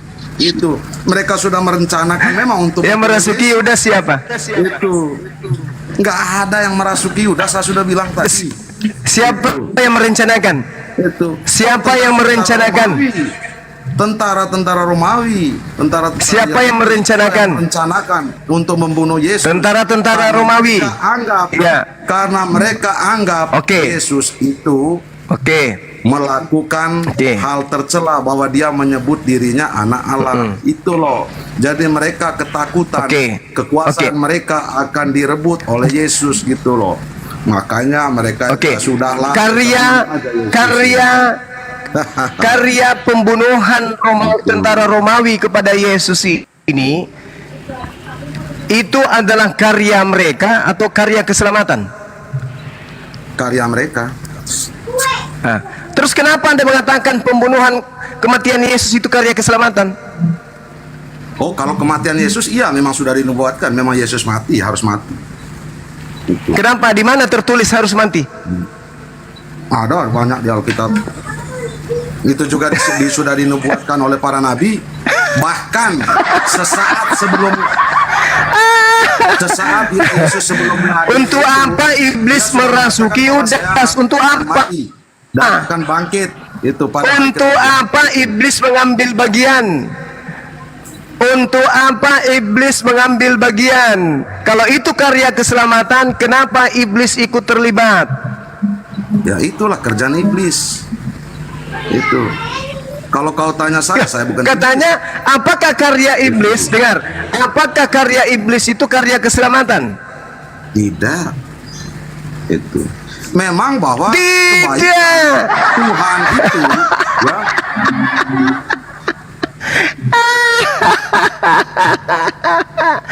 Makanya Maka saya katakan pembunuhan terhadap Yesus itu pelanggaran hukum Tuhan. Pelanggaran hukum Tuhan itu mengakibatkan dosa, bukan menyebabkan penebusan dosa. Penebusan dosa itu adalah cendol yang dijual Romawi kepada kalian. Anda sudah mengetahui karya kematian Yesus itu awalnya dari pengkhianatan Yudas. Yudas berkhianat karena kerasukan setan. Setan ini yang punya karya.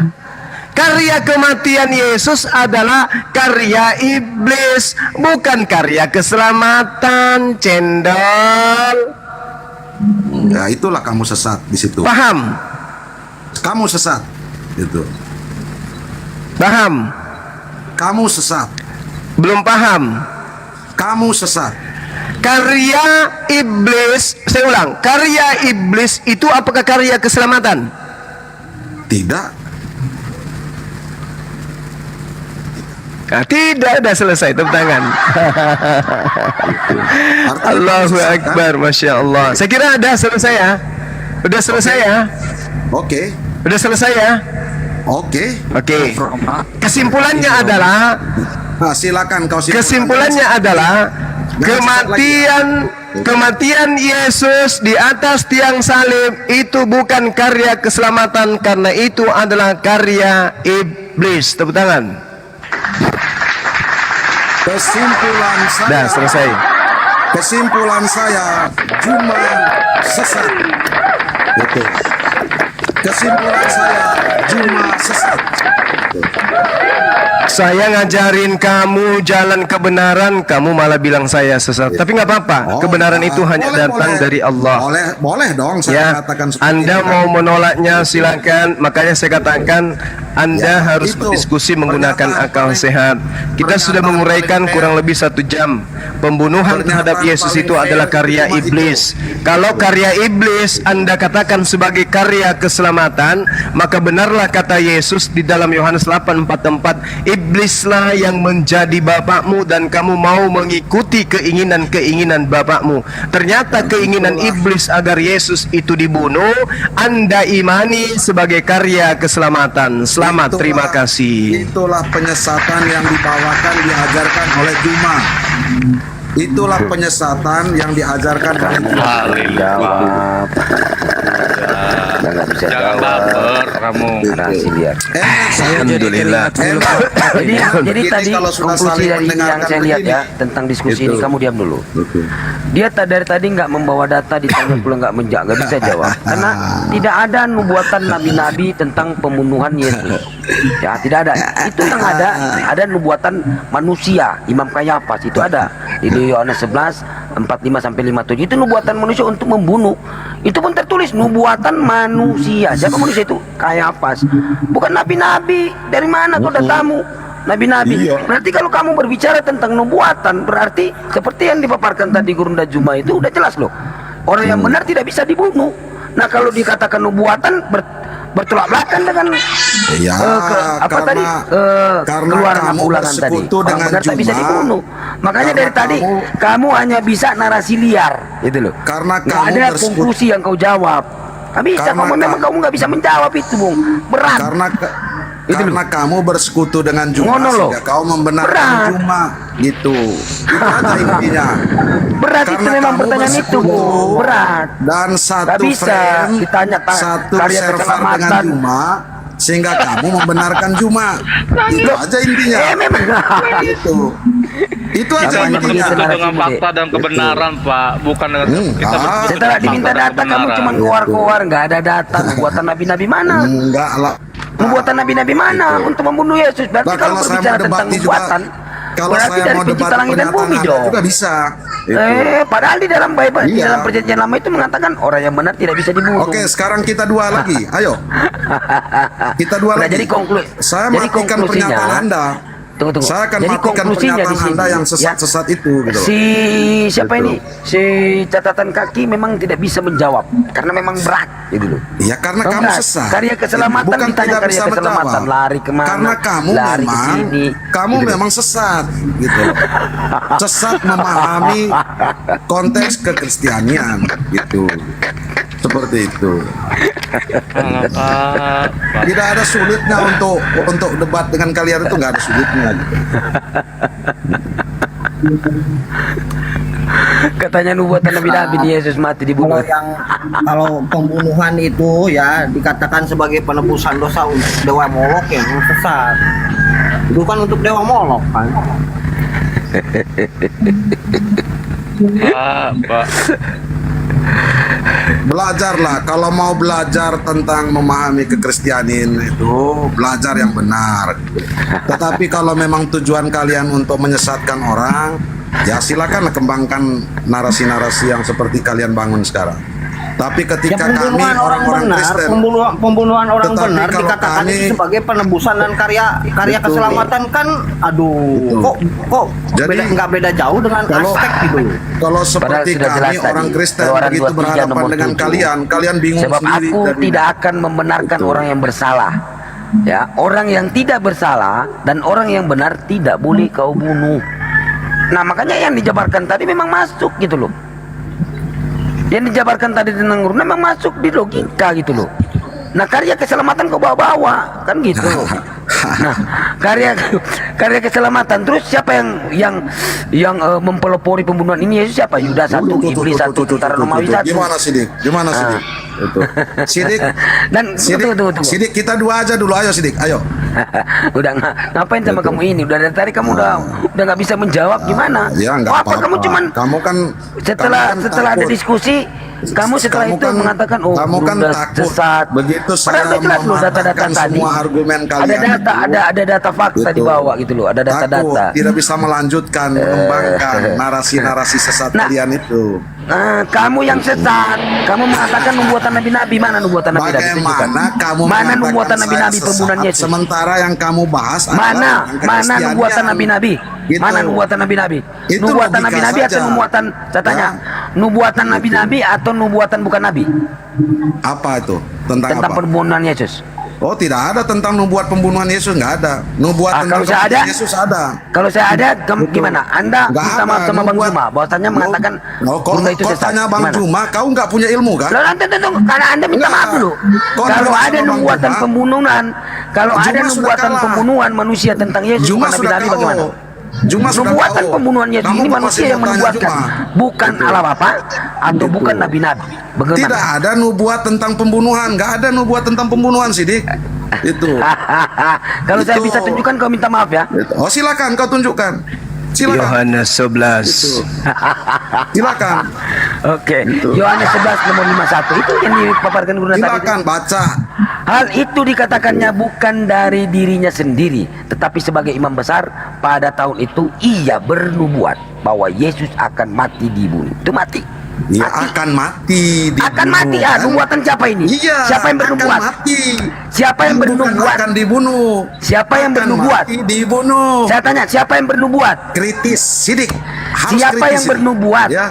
Baca kamu dari baca atas. lagi itu Baca kalimat dari atas. itu. Siapa yang bernubuat? Nubuat itu nubuat Siapa akan yang bernubuat? mati. Tetapi Gitu. dengarkan, tetapi seorang di antara mereka, yaitu Kayafas, imam besar pada tahun itu berkata kepada mereka, kamu tidak tahu apa-apa dan kamu tidak insaf, ya bahwa lebih berguna bagimu jika satu orang mati untuk bangsa kita daripada Mati, seluruh kan? bangsa kita ini mati. Jadi nubuatan Mati, kan? ini untuk dan nubuatan ini nubuatan Ya, siapa? nubuat tentang kematian, Nubuatan kan? manusia. Siapa Nubuat manusia ini? tentang kematian, Imam kan? Kayafas, bukan nabi-nabi Dor. Nubuat tentang Udah kematian. minta maaf. Udah Itu. minta maaf. Nubuat Minta tentang maaf. kematian kan, bukan Loh, minta tentang maaf pembunuhan, kan? dong. Udahlah Itu. minta maaf. Minta maaf. Enggak lah. Oh, Makanya berarti kamu makanya pengecut. saya itu Kamu minta sudah nggak kamu bisa untuk tunjukkan mana saling nubuatan mendengar. tentang Ini kematian tujuan Yesus. saya, gitu. Setelah saya bawakan data dan Guru Nazuma bawakan data tentang Yohanes 11 ini, kamu kabur-kaburan. Inilah kau. Sebenarnya yang penyesat kau. Kau yang penyesat, Dek. Kamu yang penyesat. Gitu. Ya boleh juga saya katakan kau penyesat kan? Enggak Loh, apa-apa. kalian duluan kan? Oh, nggak Kalian duluan apa-apa. mengatakan Gunda. Nggak apa-apa. Gunda kami Nggak sesat. apa-apa. Nggak perlu minta maaf. Nggak apa-apa. Store aja buah pelirnya. Kami simpel kok. Semua bisa diatur. Oke kawan-kawan, saya turun dulu Iya, ya. silakan. Nanti kita akan diskusi lagi ya. Oke. Itu saya- Bagaimana Pak? Kan tidak minta Saudara maaf. catatan kaki, tolong semua hasil diskusi kita ini kita abang renungkan lagi baik-baik. Oke? Ya, kamu Selamat juga lah berpikir. merenungkan juga. Iya, iya. Ya. Oke, sama-sama kita renungkan. Oke, terima kasih banyak lah ya. Terima Host, tolong kasih. turunkan saya, host. Oke, Thank you. catatan kaki. Laskar api di bawah, laskar api di hati, laskar api di hati, Host, laskar Host, api turunkan di saya, host. hati. Pasien selanjutnya. Saya ikat kau. Oke, yang di channel Suki Play Mabas dan channel-channel yang lain, semangat sore. Kebenaran selalu di atas daripada kesesatan. Dia mengatakan tadi, kematian Yesus adalah karya keselamatan. Setelah kita telusuri, ternyata kematian Yesus adalah karya iblis. Untuk itu, kita harus kemudian ingat, Islam adalah agama yang paling benar. Agama yang membenar-benarkan dirinya itu tidak berkesesuaian dengan data yang ada dalam kitab mereka. Takbir, Allahu Akbar, Allahu Akbar. Salam tauhid, salam satu Tuhan. Assalamualaikum warahmatullahi wabarakatuh. Waalaikumsalam warahmatullahi wabarakatuh. Oke, pasien selanjutnya yang ada bermasalah dengan biji, silakan naik.